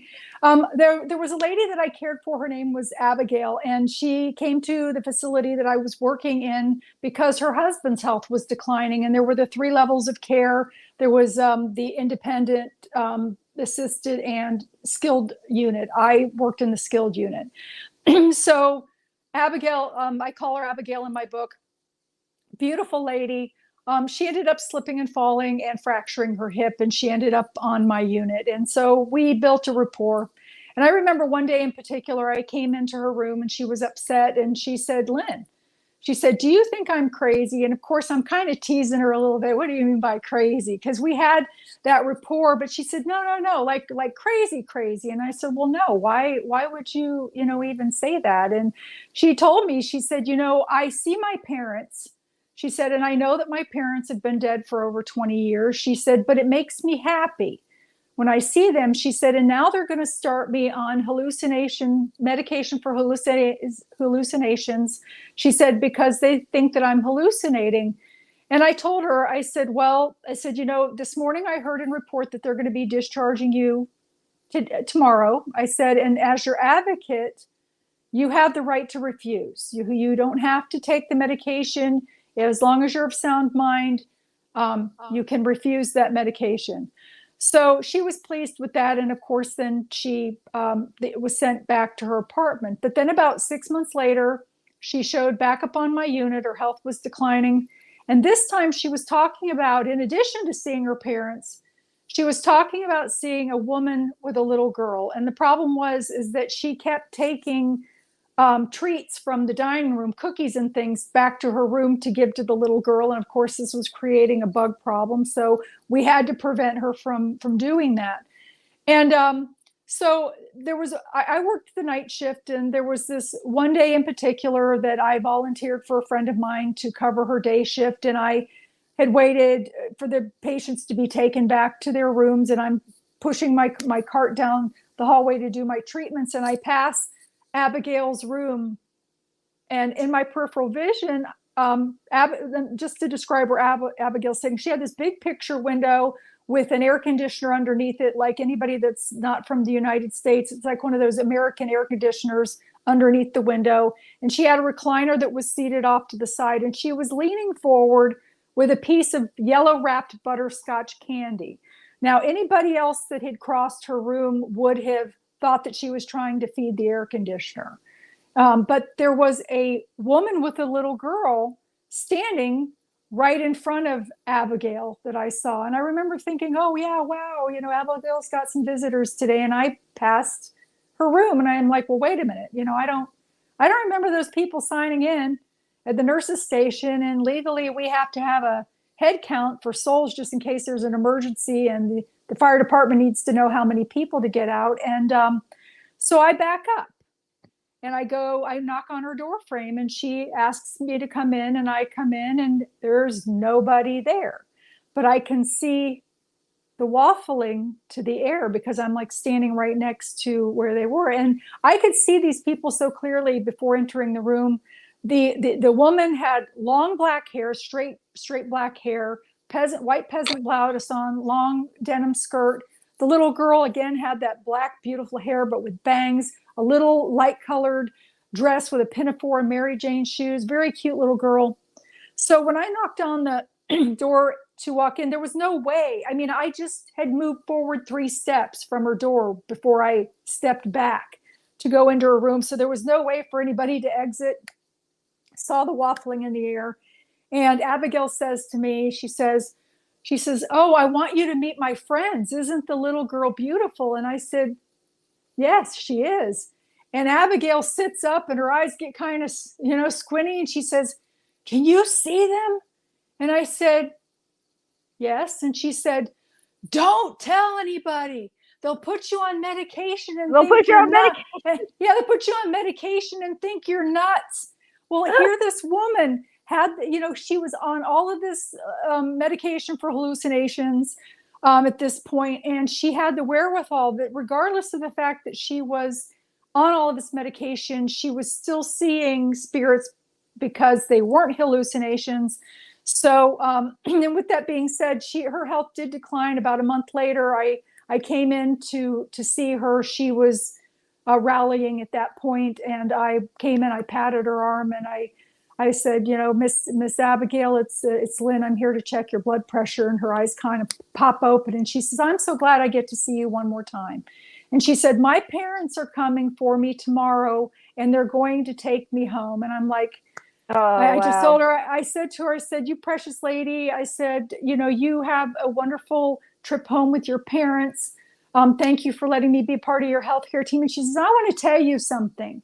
And this to this day makes me cry because I bawled in that room. And she said, you're very much loved on the other side. She said, and you need to keep doing what you're doing. And I said to her, I said, we will see each other again. And she said, oh, we most certainly will see each other again. And I said to her, I said, well, you have a safe journey home with your parents. And, I kind of mentioned to her too, at that point, I kissed her cheek and I said, you precious lady. And so she went ahead and she rallied through the night. She did make it through the night, but she wasn't coherent anymore. She didn't verbalize anymore. And she actually passed away the next evening when I was off at about 10:30 at night. And I could hear her, come through. And she's like, I made it home. I could feel her. I knew I could, I could feel that she crossed over. Exciting, yeah. And, so any of these people, they when your loved one is in the state of transitioning and they start talking about deceased people being in the room, most people become very, very uncomfortable with it because it's a dead person in the room. But he's losing his mind. He's losing his mind. He's going. He doesn't know what he's talking about, or she doesn't know what she's talking. She's talking to people that aren't there. I went through this. I don't know if you recall when I told you I went through this with my grandfather, and I was a child, and I was looking around and going, but I see them too. He's not. I remember you telling me that. It went to his brain, and he's seeing things, and he was seeing a Polynesian woman that and how they came to that, I don't know. Maybe the way he was saying, but my granddad was in the war, and that's where he was out there in the Pacific. So it could have very well been somebody who gave him comfort, or he thought was beautiful, or that made him think of. Again, everybody's mind just goes to, oh, that must have been somebody out of it. I couldn't tell you. No, but what I'm saying is a connection of a high vibrational feeling. So whether it was comfort or he just saw this person dancing and it was like something he had never seen before. I mean, who knows? But think of things differently because it's like the five people you meet in heaven. You never know. If you had to guess, first five people you would meet in heaven. Of course, we'd go with loved ones or best friends or that buddy in high school or whatever it may Mhm. be. We're always picking like that. But what you don't really realize is that once you get there, those five people, once you get past the relatives and people that you're very connected with in love, of course, they come through and pets and things like that. Yes. But you start meeting these people that had an impact on your life, made that impact of that Mhm. crossroads you were at, or they were at, or you were both at the same time, because that's how the universe works. Remember what I said? You cannot find a $5 bill unless you lose one. And if you think of life like that and then expand out on that, you know, uh, Mhm. maybe something else that happened, is something bad for someone else. Maybe it's how you both react to it. That's the real lesson, not the actual event or something along those lines. Because with my grandfather, I can remember that my whole life. I remember just flashes of my wonderful grandfather. The rides in the car, and I remember sharing with on my birthday. I got a signal. It was the week we were doing signals like again, and I said, please pay attention to them and don't talk yourself out of the love you felt when you saw it. That's where you go with their first intuition. And I got a signal from my grandfather, and I can remember maybe 5, 6 events in my lifetime with him, flashes of memory, but yet so impactful. My first real, well, I saw other things, but to have the be in the room with other adults and that profound thing that I'm hearing, I'm close to the floor and I'm looking up and they're talking. Oh, he's lost his mind. He's seeing things, talking to people that aren't there. See some Polynesian woman. Can you imagine that? It must have gone right to his brain, the pain medicine. And you're hearing all this yada, yada, yada, yada, yada. And I'm this little kid, 5, 6 years old, and I'm trying to tell adults, but I see her too. He's not crazy. Of course, you get shuffled out of the room, but it's still Mhm. profound 50 some odd years later, enough for me to be sitting here sharing it on the show. And you know what? It matches Lynn's. Mhm. Yep. It You know, a matches lo- Lynn's. it does. And, a lot of times too, when people are in that rallying stage, they'll come back and they'll tell things. I had a case with a niece and her aunt, and her aunt was actively passing. And the aunt comes back and she says, when are you going to have those two baby girls? I want to see those two baby girls before I go home to Jesus.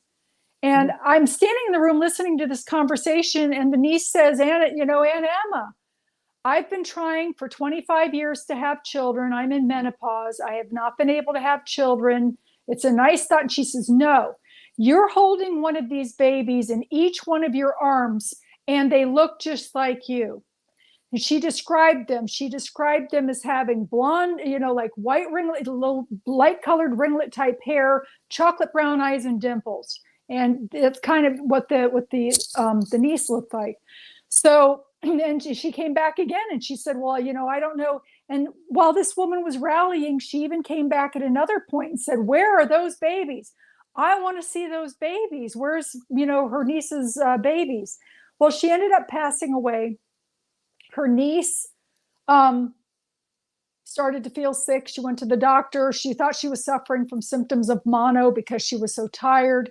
Turns out that she is pregnant. And she's Wow. pregnant with identical twin girls at about 46 years Woo! old. Yes, I kid you not. Yeah. How Turned many? out that Yeah. she was already pregnant, early pregnant, and didn't know it when the aunt passed away. And I actually got to see these little girls because after the aunt, the uncle went through the facility through skilled, and another relative went through skilled. So this lady would bring the girls along with her. So I got to see them at baby age and up to about like 5 or 6 years old. And they had these blonde curls and brown eyes and dimples. And the more they grew, the more they looked like the mother. So Wow. her aunt was seeing these babies before they came in. I mean, Before they even came, yeah. yeah, I mean, I have another, Wow. for instance, too, of a lady, the same thing, where her daughter was there, and the mother speaks up and she says, "There's a little boy here calling me grandma." And she said, "Well, I'm an only child and I'm not married and I don't have a boyfriend and I'm going through menopause. So I don't know why you'd have a little boy there calling you grandma." And she says, "No, there's a little boy here calling me grandma." Well, lo and behold, she ended up meeting a gentleman whose wife had passed away at our facility, that they were just built a rapport with Wow. over a year to comfort each other. He asked her out. She's like 50 years old. They ended up getting married 6 months later, and she ends up feeling funny. And, she goes to the doctor. And of course, the last thing that she would imagine is that she would be pregnant, going through towards the end of menopause, Wow. and sort of thing. And she was. And She she was. did have a little boy. So, Wow. yes. There you So, go. so her mother was seeing this little boy Yep. before he was born. And that happens a lot too, that they Yes. come back with information on the other side and So things that true. they see. Yeah. Yep. And how many coincidences? I just want to say this, like points in the show, because you have to tell yourself, because when you are in that spot where you're denying your belief, you're denying, and what do I mean by that? That you believe one way, but something happens to you in life and it makes you feel a little down. So you're like, oh gosh, this is just all garbage, and I don't know why I'm going through this and all this. I don't know if I believe in the soul contract. Why would I pick this? All of this stuff starts getting crazy. I want you to remember, at what point does it stop where a coincidence is just improbable? How many different stories you need to hear that match up? Lynn and I don't get together before the show and go, I'm going to say this, you say this. I'm going to say this and you say this. To what end? We don't And what have would that time. do to our soul? No. And also, what would that do to our soul? When Lynn and I first met, we connected I believe, vibrationally through energy I when do I heard a too. voice. And I stopped and I listened and I connected more. And this is the right time in our lives, in this time, in our show, with your lives and the people listening later on, that this is the right time for you to get this information, to connect into it with your own information, your own data that you've collected in your life, your own experiences and things that you've read and your theories that you've come together with, to snap into something to give you strength to get to the next thing. And you're able to pick this up because your consciousness right now is at this level of understanding where you accept it, or your consciousness is at the point where this resonates with you a little and you think that it might make sense. But then again, there's these people that are saying they have all the answers, and this person over here that says this is the right one, it counteracts with that. Well, why would they want you to be in a bunch of groups? Why would they want you to separate from the thing, that very thing connects us all together, your source and all of us together? And And remember love. last, Mhm. yeah, and the love. And last weekend I told you, out of an old 1940 movie, The Grapes of Wrath. And again, if you haven't watched that, I suggest you do, because it'll sure make you happy with what you got. I mean, again, I don't know who I'm talking to, and I could be talking to anybody. You're trying to get your family through a hard time, or you're in between homes right now and you're trying to find something you can afford, or you're deciding whether to eat or buy your prescription meds. You're trying to make that stuff. I'm telling you, we're coming to a time where people are coming together to help each other through these things. And we have to keep our lights burning through that. These stories, these what Lynn and I feel at this time, if I put the wrong words in your mouth, Lynn, please stop me. But Lynn and I feel at this time that this information is so important, and it's not just whether or not you believe that Dapper Dan didn't want to cross over because of the fight with his wife and his mistress. He didn't want to bump into him over there. I see ghosts all the time that don't want to cross for whatever reason. That's free will. But do you Yes. want to be here? Or do you want to know that when you cross over there, you're going to ascend into the next thing, that life is going to continue? You are going to see those that you love, not just those you're related to, those that have made a point in this lifetime and other lifetimes, as well as pets and everything else. And whatever vibration you leave on is going to be that your individual vantage point of that. If you're comforted Mhm. by by beings that come to you with a very religious ritual, let's just say it that way, whether Mhm. it's Buddhist or Native American or Hindu or whatever, but insert thing here, that if that comforts you, that very well that might be what you step into first to comfort you over with your loved ones and everything else. But then you're still going to wind up in the same place. Mhm. Everybody to an ascension on their vibration. And I Mhm. believe that's something that Lynn's trying to tell you. Right. Also, she's trying to tell you that we've all lost loved ones. We've all lost someone, whether it's a pet, or a mom. We both think our mothers were the best teachers in our lifetime and in their death, which we don't really look at as death. It's just something different over that's happening over here. And it seems to be happening at the same time in unison, where she's doing whatever she has to do, but they also pop in to let us know they know what we're doing. And hey, That's that's true. great. With the hair, now let me ask you this question real quick, Lynn, before I forget this. And I wanted to ask you Hmm. earlier, when you were doing with the books and the notebook and your mom's the hair, Hmm. again, I missed. Was this a new job, a class? Was it something that changed your trajectory and your journey in I some was way? I had gone back to college later in life to further my degree, and this was a class in a nursing class. It was a psych class, actually, that was very, very difficult. And it was more difficult because it only had two tests. So you Hmm. didn't, so you, if you failed one of them, you were out. You had to do well on both. And On this was both. yeah, and I had made like a C on the first one because it was so hard and I had so much going on. And so the second one I really had to do well on. And Her encouragement, in other words, yes, it was her. at It the was, right time, yes, in a exactly. moment you needed it. Yes, and And I I felt think that's what comes. It it was comes at those comforting times, to I think. me. Yes, it I was. It was very, absolutely believe it. yeah, and also near there are several types of death too. There's a natural death like what most people have. There are is a sudden death. There are near death experiences, and a sudden death is different than a natural death. Sometimes you don't. I mean, to have all of those people converge on you and have that reception for you might be a little bit overwhelming while you're still trying to reason with God to let you get back in your body. So that whole thing is a little bit different. Usually they send someone in to help guide you. They give you some time to stabilize before they bring, you still get the So reception true. and all of that thing, but they give you some time to understand that you've died, first Hmm. of all, type thing. And something too that my father taught me, told me, and other people have also verified that have had near death experiences, is that once you cross over, you're able to be in six places at one time, which is nice. So you can be at the kitchen table with your brother while you're driving to work with your mother, type thing, or your wife or whatever. But Hmm. so I there, can I can vouch for that too. yeah, Yeah. yeah, there. So it might be two people seeing it at the same, seeing the spirit at the same time, or feeling them coming in for that matter. But my mother, I have to share this because it's kind of a cute thing. When my mother passed away, she had always made the Thanksgiving turkey for our American holiday, and she passed away in July. So it became my turn to make the turkey, and I think I shared this with Cisco already. And so I'm prepping the turkey. I've got my Google thing going, and I overhear my mom come through like a megaphone, and she says, "Don't forget the aluminum foil."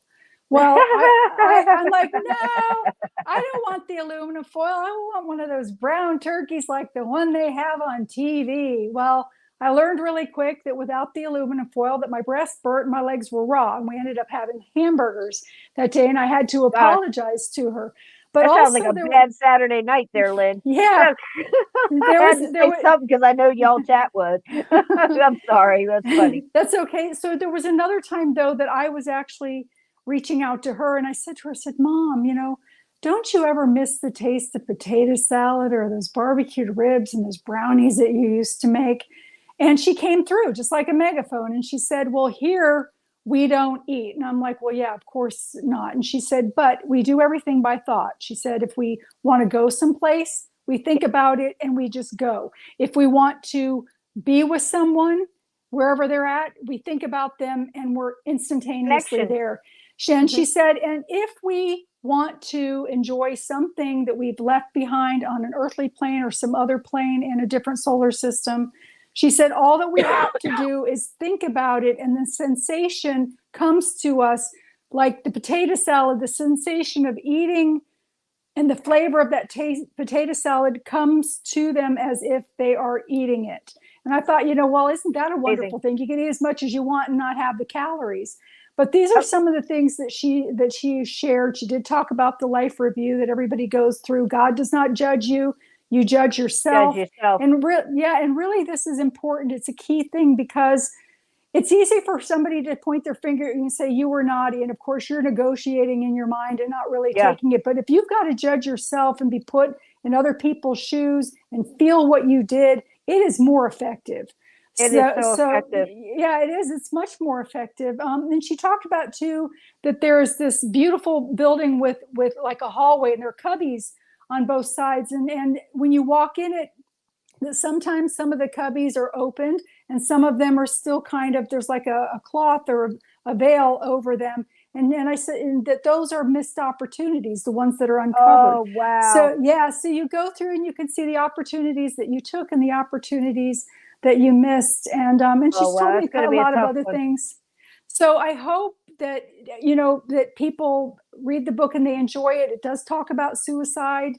It does talk about some things that people have questions about. And one other thing really, really quick that I did learn too, that I had a patient one time that was worried. She was worried about the fact that her husband had passed away when he was like 30 years old in an auto accident. And here she is now 92 years old, and she feels very unattractive. And she felt that when she crossed over that he would be repulsed by her appearance and not, want to engage with her. And the thing is what my mother has explained about that is that they're with you along your journey, and you look the same to them the way that they remember you in your prime. Regardless of how long you have lived into the 92-year-old lady, when she left that behind, her husband would see her the same way that he saw her when he left. The median age there, from what I understand, is 35. So, that was one thing that was interesting. That's like our perfect age. It's the peak age. And so it was just interesting for people that have any questions about that have deceased loved ones on the other side, and they're concerned about, their appearance or how they've changed and will they still be accepted. Yes, it does. It's not like that. You will see them the same way that you saw them last. They will see you the same way that they saw you last. So it's not. And that can also change if they choose, because sometimes they'll come in younger and sometimes they're older, and you wonder why. And it has to do with the poignant time. If you think about it this way, it's like whatever message they have to convey at that moment in time and really get you to understand it, they might come at the time you would have accepted that information the most from that's them. True too. Yes, that's true too. And again, because it does, again, when Lynn said in the beginning about all the different things that change through this, you have to open your mind and really get that 40,000-foot view. Because when you start getting into those minute things, it's all things that your subconscious that doesn't want you to feel good about this and doesn't want you to believe this or doesn't want you to have relief. It's also something, from losing a past loved one. And what I mean by relief is, the ache, the pain, again, I'm going to tell you guys, I was very honest with you through losing my best friend, to me, best friend, 17 years, my baby, Oh, you know, and it's horrid. I go out there and yeah, I know it sounds strange, but I open my door and I can see where he's buried and he's got a timer candle. You know, the timer candle, you put the batteries in, you can hit the timer for 6 hours, it'll come on and off. This thing has been in the rain. It has been in everything. And in my hardest times, I promise you, I went up there at Thanksgiving and I said, I love you, baby. You know, and I said his name. I said, we miss you, the first one without you here. And I said what I wanted to say. And even though I know looking at that candle was just something to look at, but isn't a lot of things, isn't symbols that we have that we draw comfort from, whether it's a vase that grandma had, or you know, it might be a cross, it might be a statue of the Madonna, it might be a Buddha, you know, it might be something else, or plant, or nature, or birds, or whatever it could be. Whatever that is, it's fine because it's bringing you comfort. I'm looking at this and I'm just directing my voice there. I know he's all around me, connected in love, but I wanted to say, because it made me feel good. He knows. He knows I love him. I know he's out there. I know I'll see him again. But you better believe it that I walked away from the door and I came back again to close the door and the candle was lit. I Bright, believe it. It was him. bright. You Yes, bet they it can is. do that. Yeah, they You can, they bet it can. is. Yep. Yep. They can Yep. make lights flicker. They can make toys, your Yes. children's toys, turn on and off Formed when me. nobody's in the room, televisions. Yes, absolutely. And they can even sometimes respond through light bulbs. You know, you can have them Yes. blink twice for yes and once for no. So depending on, you know, who's there, and you know, Right. if you want to get those answers. Yeah, it was him. It's Absolutely. definitely him. Absolutely him. Without a doubt. And I didn't doubt Hmm. it for a moment. And, you know, and I tell other people, you know, like, of course I realize that it could be a spirit guide that knows I need the moment and they could be doing, how do you know it's him? It's the Hmm. feeling that you get when you first realize it.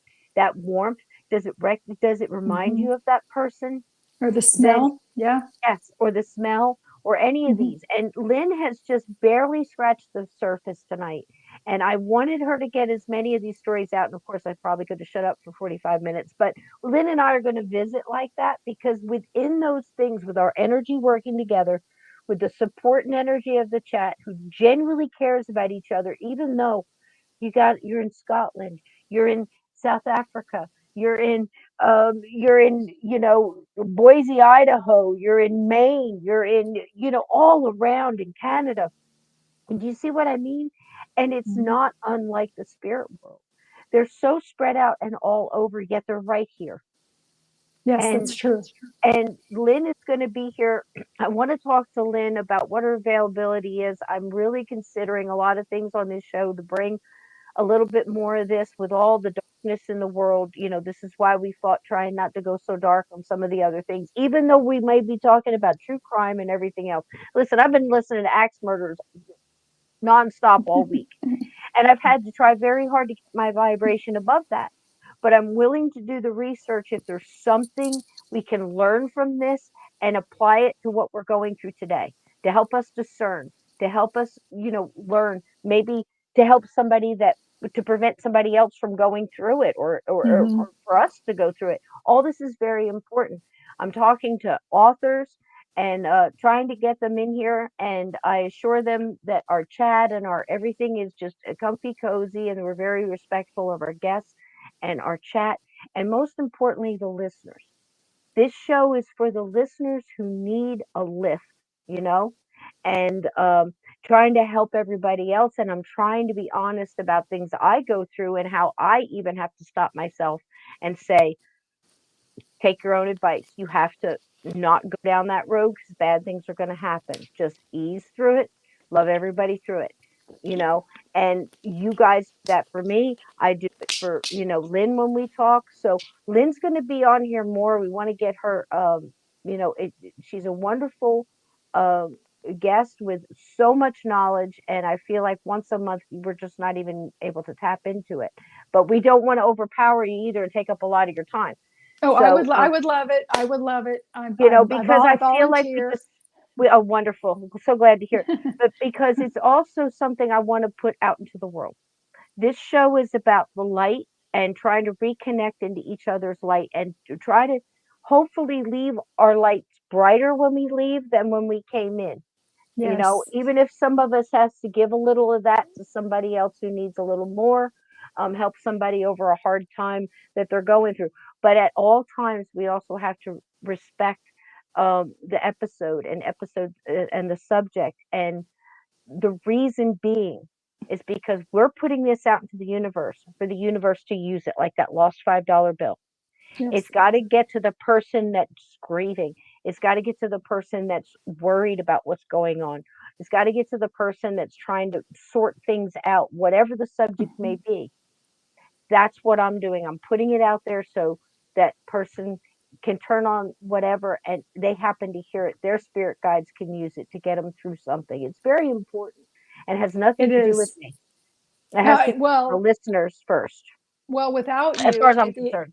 without you, these things wouldn't be able to happen. So you are definitely a major piece to They're all a helping part, this good that's stuff for sure. get out there. And I want to thank you so much. And everybody, don't forget to click the subscribe button if you're Oh, new to the please do. room, and definitely give it a double thumbs up. Thank Yes. you. Thank So you so yeah, much. don't want to And forget that. share it out. Yes. I'm going to try very hard this holiday season. And I tried very hard to do it last season too. This is for everybody. And, everybody out there, of course, anybody that's in the chat that's not in here tonight, we wish you love. We wish you, We do. peace. Absolutely. You know, Mhm. absolutely. There's, nothing going on here. But again, I can also not allow it here. I cannot allow somebody to come in and hijack an episode and turn it into something else because this is the reason. It's not because I don't care. I care too much. Because if that person is at that moment coming in here to take away what spirits might use later or whatever, we have to Mhm. watch that, because this has to be a place where here's what happens to a podcaster. I don't know if you guys realize this. I might sit there and study a subject and I might read a book and I respect the author because I just don't get anybody on here. I really don't. I really think about it because I only have so much time and I have to try to pick the people that the spirit says, this person has something to say that can resonate. I don't need to understand the rest of it. I trust them enough to take it and run. I just have to do the best I can, right? So I try to get authors in here. Now, what an author usually does, or a guest, whatever that guest might be talking about, is then if they're not familiar with the show, they'll go back and watch a couple episodes, or they'll click in here and click in there and see how you're treating the guest. Are they being sabotaged? Is this some kind of trap show where they're going to be, pushed or treated rudely or something along? You know what I'm saying? They Mhm. have a reputation because they've worked hard on what they're doing. You don't spend 10 years writing a book and then go on some show that's going to roast you and make you Yeah. feel uncomfortable and make you look like It's a true. fool, you know? So how we present ourselves, that's what they're seeing. And I want guests to feel comfortable here. I want them to know that we're not only interested in the subject, we're willing to listen and ask questions, you know, and then That's pass it right. and learn from each other. And I pride myself on being able to tell future guests that you're going to love our chat. And It's that's well true. controlled.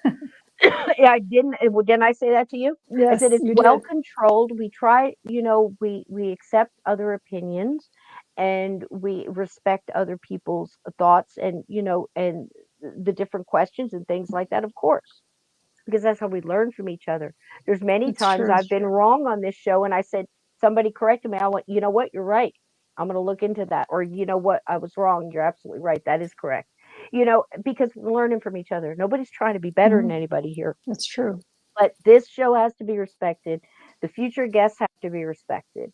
And, if this isn't there's other podcasts for that. This isn't it. I work very hard and I spend a lot of time. And I have had guests look at the show and tell me little zippy things like, "Okay, well, get 200 more viewers, and I'll think about it." They never hear from me again. I'm not tolerating that because, again, that's not the energy I want here. You see what I mean? If they're Mhm. already that, then they're not for us. We need people to come in here and go, "Look, I've had stuff going on for 50 years. This is what I have to show you," like Lynn. Mhm. and take time from what she's doing to come in here and say, this is a beautiful book as a gift for Christmas. It doesn't have to be somebody sick or somebody who's lost somebody. This is a book of hope. This is a book of love. This is a book of, you want to know what, do you want to know what happens when you cross over? Here it is. And again, the beautiful Claire Broad in the UK, who would be on here if it wasn't like what 2, 3 o'clock in the morning there. Mhm. She said the same thing that Lynn is saying to me now 10 years ago. Exact thing. Maybe different words here and there. Maybe she would have described the cubbies a little different or whatever. It doesn't matter. It's the same thing. Validated over and over and over again. And this is the most beautiful information and most beautiful message that I could ever take my time and the money you donate and the money that I put towards it and everything else in the research to offer to go out into the universe and be happy that it's going to land where it will be heard and help somebody. Because this is big stuff. This is life and death. This is Mhm. why we're here. You see what I mean? And it also helps Yes. me. So I thank you, Lynn, for doing that. These are beautiful books. Again, I will be honest, Omnipresent will scare you a little because there's a little dark there. But again, understand that the light beat it every time. The light will, it's good and bad. And that's what's in this subject, whether it's true crime or the heroes that came to save the day, or the good thing that may have come from it, people coming together. The two people in Lynn's story that found each other in grief and wound up getting married and having a child, you know? Mhm. So we're very grateful to have Lynn here. She's going to be on this show much more. And oh, Ted, thank you so much, darling. Look at this. Look at these wonderful people all night long. Aw, Want to thank you for the super chats. We want to thank you so much for helping me keep this show on and keeping it respectful and keeping it loving. And thank you, everybody.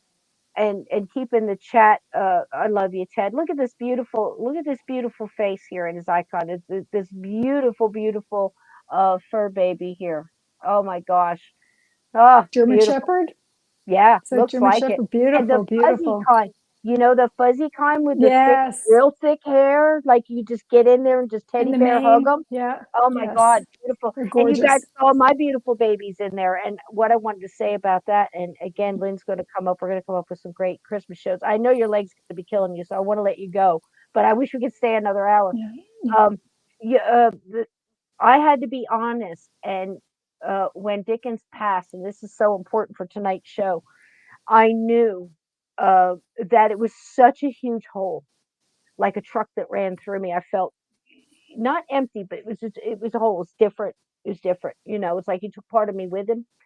And I finally went to my family and I said, I can't wait anymore. I have to fill it with love. This is why I got the babies. Okay, because I only knew how to fill it with love. That's all I knew. It was going to do good for them, good for me. But here's the deal.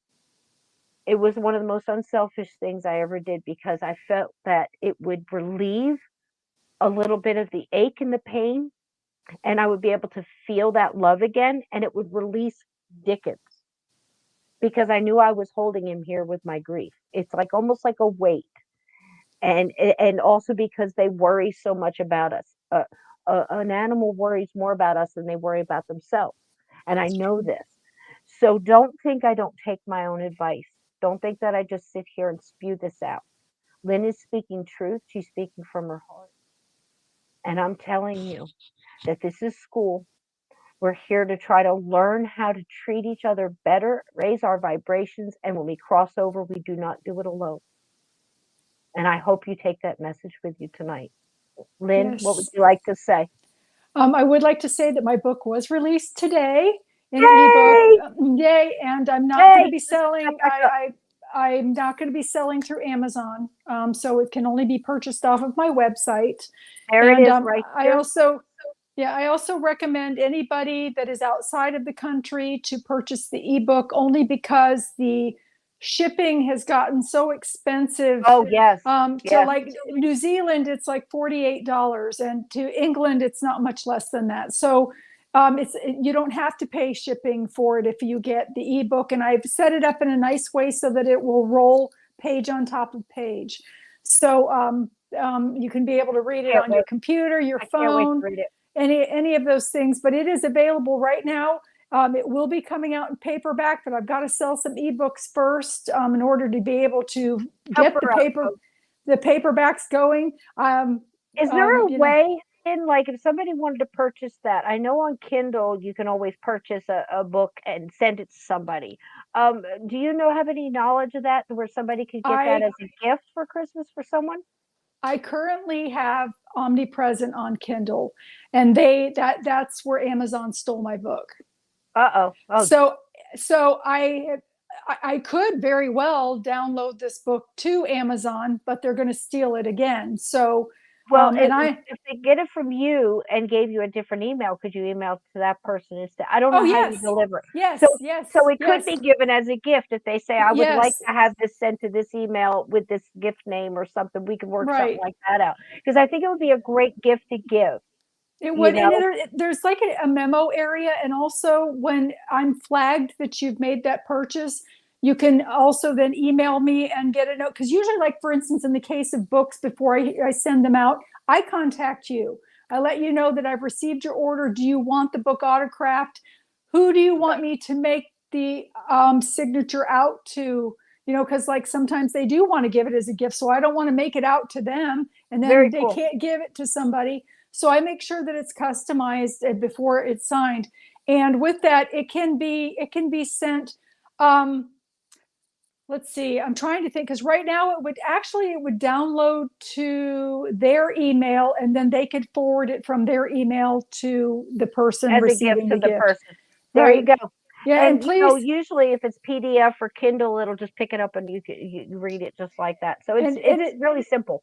yeah, and it is PDF. And if you have any problems with it and you need it in more of a Word document, let me know and I can send it to you. It is in copyright at the moment, so it has been applied for. So please, you know, yeah.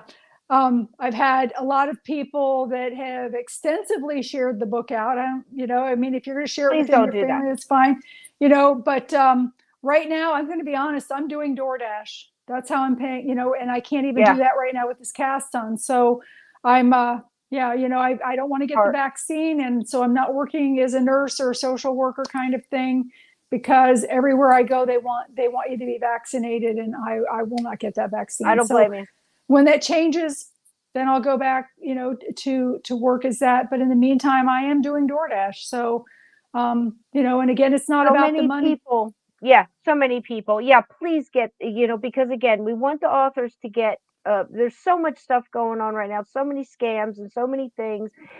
Please be wary of anything you buy online and this Facebook garbage and all these other things. You Mhm. see these ads, half of them, go Google it and read the review. Nobody's getting the stuff. So please be careful with your money. Lynn is an honest, worker who needs our help. She's hurt, and so again, you're doing two good things. If you get the book and you can give it as a gift, please be respectable about that. And this is a way you could do that.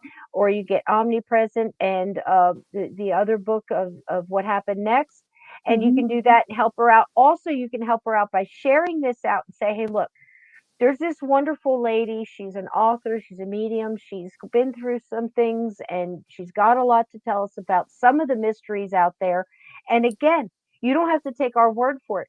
Maybe if you just look at what we're saying and look at things a little differently next time, and maybe you'll be able to pick up your own stuff. Because again, everybody is on a different conscious level. It doesn't mean anybody's better than anybody else. It means that you're vibrating on a different vibration. And again, I tried to tell you that in the beginning, is why I refuse. Like if somebody calls, I'll say, right now, I can't do that energy.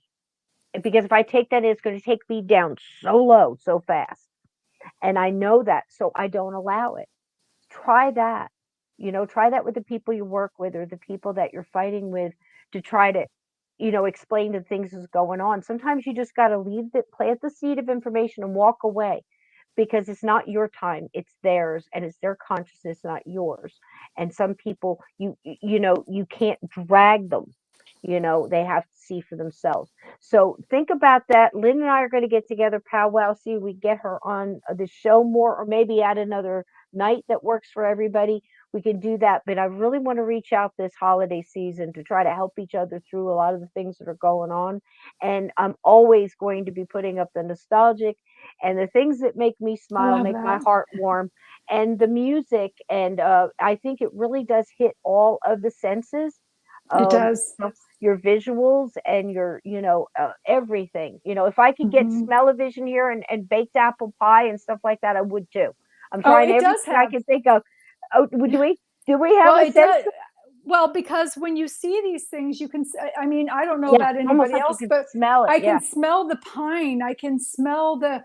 There's a smell so to the cool. air when it's. Yeah, you know, Yeah, you're right. definitely. The Hmm. kittens playing underneath the Christmas tree. You can Yeah, smell the pine, and you can how smell cool. cinnamon, and you can smell, you know, baking Yeah, for a brief cookies, and second. Yeah. Oh yep, wow, yep. so All of true. those things come back to you, kind of like what my mom was talking about on the other side, that you think of it and it comes to you. Well, we can do that here too. Yes, Not to the point that they yes. do, but you can, like, if you Hmm. think of the ocean, you can smell the So ocean. true.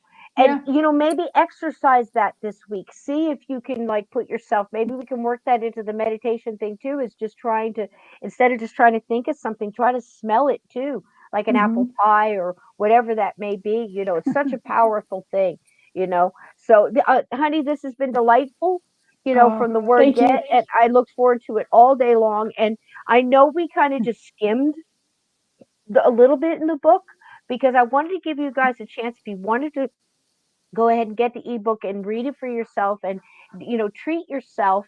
And like Lynn said, you know, don't overshare it, but you know, you pass it to a loved one that you think might receive this message, you know, fine with that. We're going to make up for it in lots of book sales and everything else. We're going to be doing a lot this coming year. And Lynn, I'm not completely letting go that whole cooking show idea, because I can tell ghost stories, you can make cookies, and then we could share good recipes with people. And you know, you have to drink the wine though. I can't do the wine thing. So Oh, I can't do the wine thing yeah, either. I just, galloping gourmet. I will never forget that. That was so funny. There's another Christmas memory of watching people get drunk on TV like Soupy Sales. But I love you, my friend. Thank okay, you love for you coming too. on Love tonight. everybody. Thank you so much for having me. LynnMonet.com. Only on Yes. LynnMonet.com. Please send her, you know, the business over there. Support small business, support wonderful authors, and she will be back again to share more wonderful stories and thoughts about this book very, very soon. Thank you, darling. And I Love am you going to guys. play some wonderful music and visuals on the way out of here. Thank you, my friend. Keep your Thank feet under you. the covers. Keep your closet I door will. shut, because there are things that go bump in the night. I I love you, my know. sister. Love you too. Have a Love you wonderful night. too. Okay, bye Okay. everybody. Bye. Goodbye, everybody. If I can find the right button, we'll go. Here we go. We are out. Good night, sweetheart. Okay, good night. Blessings.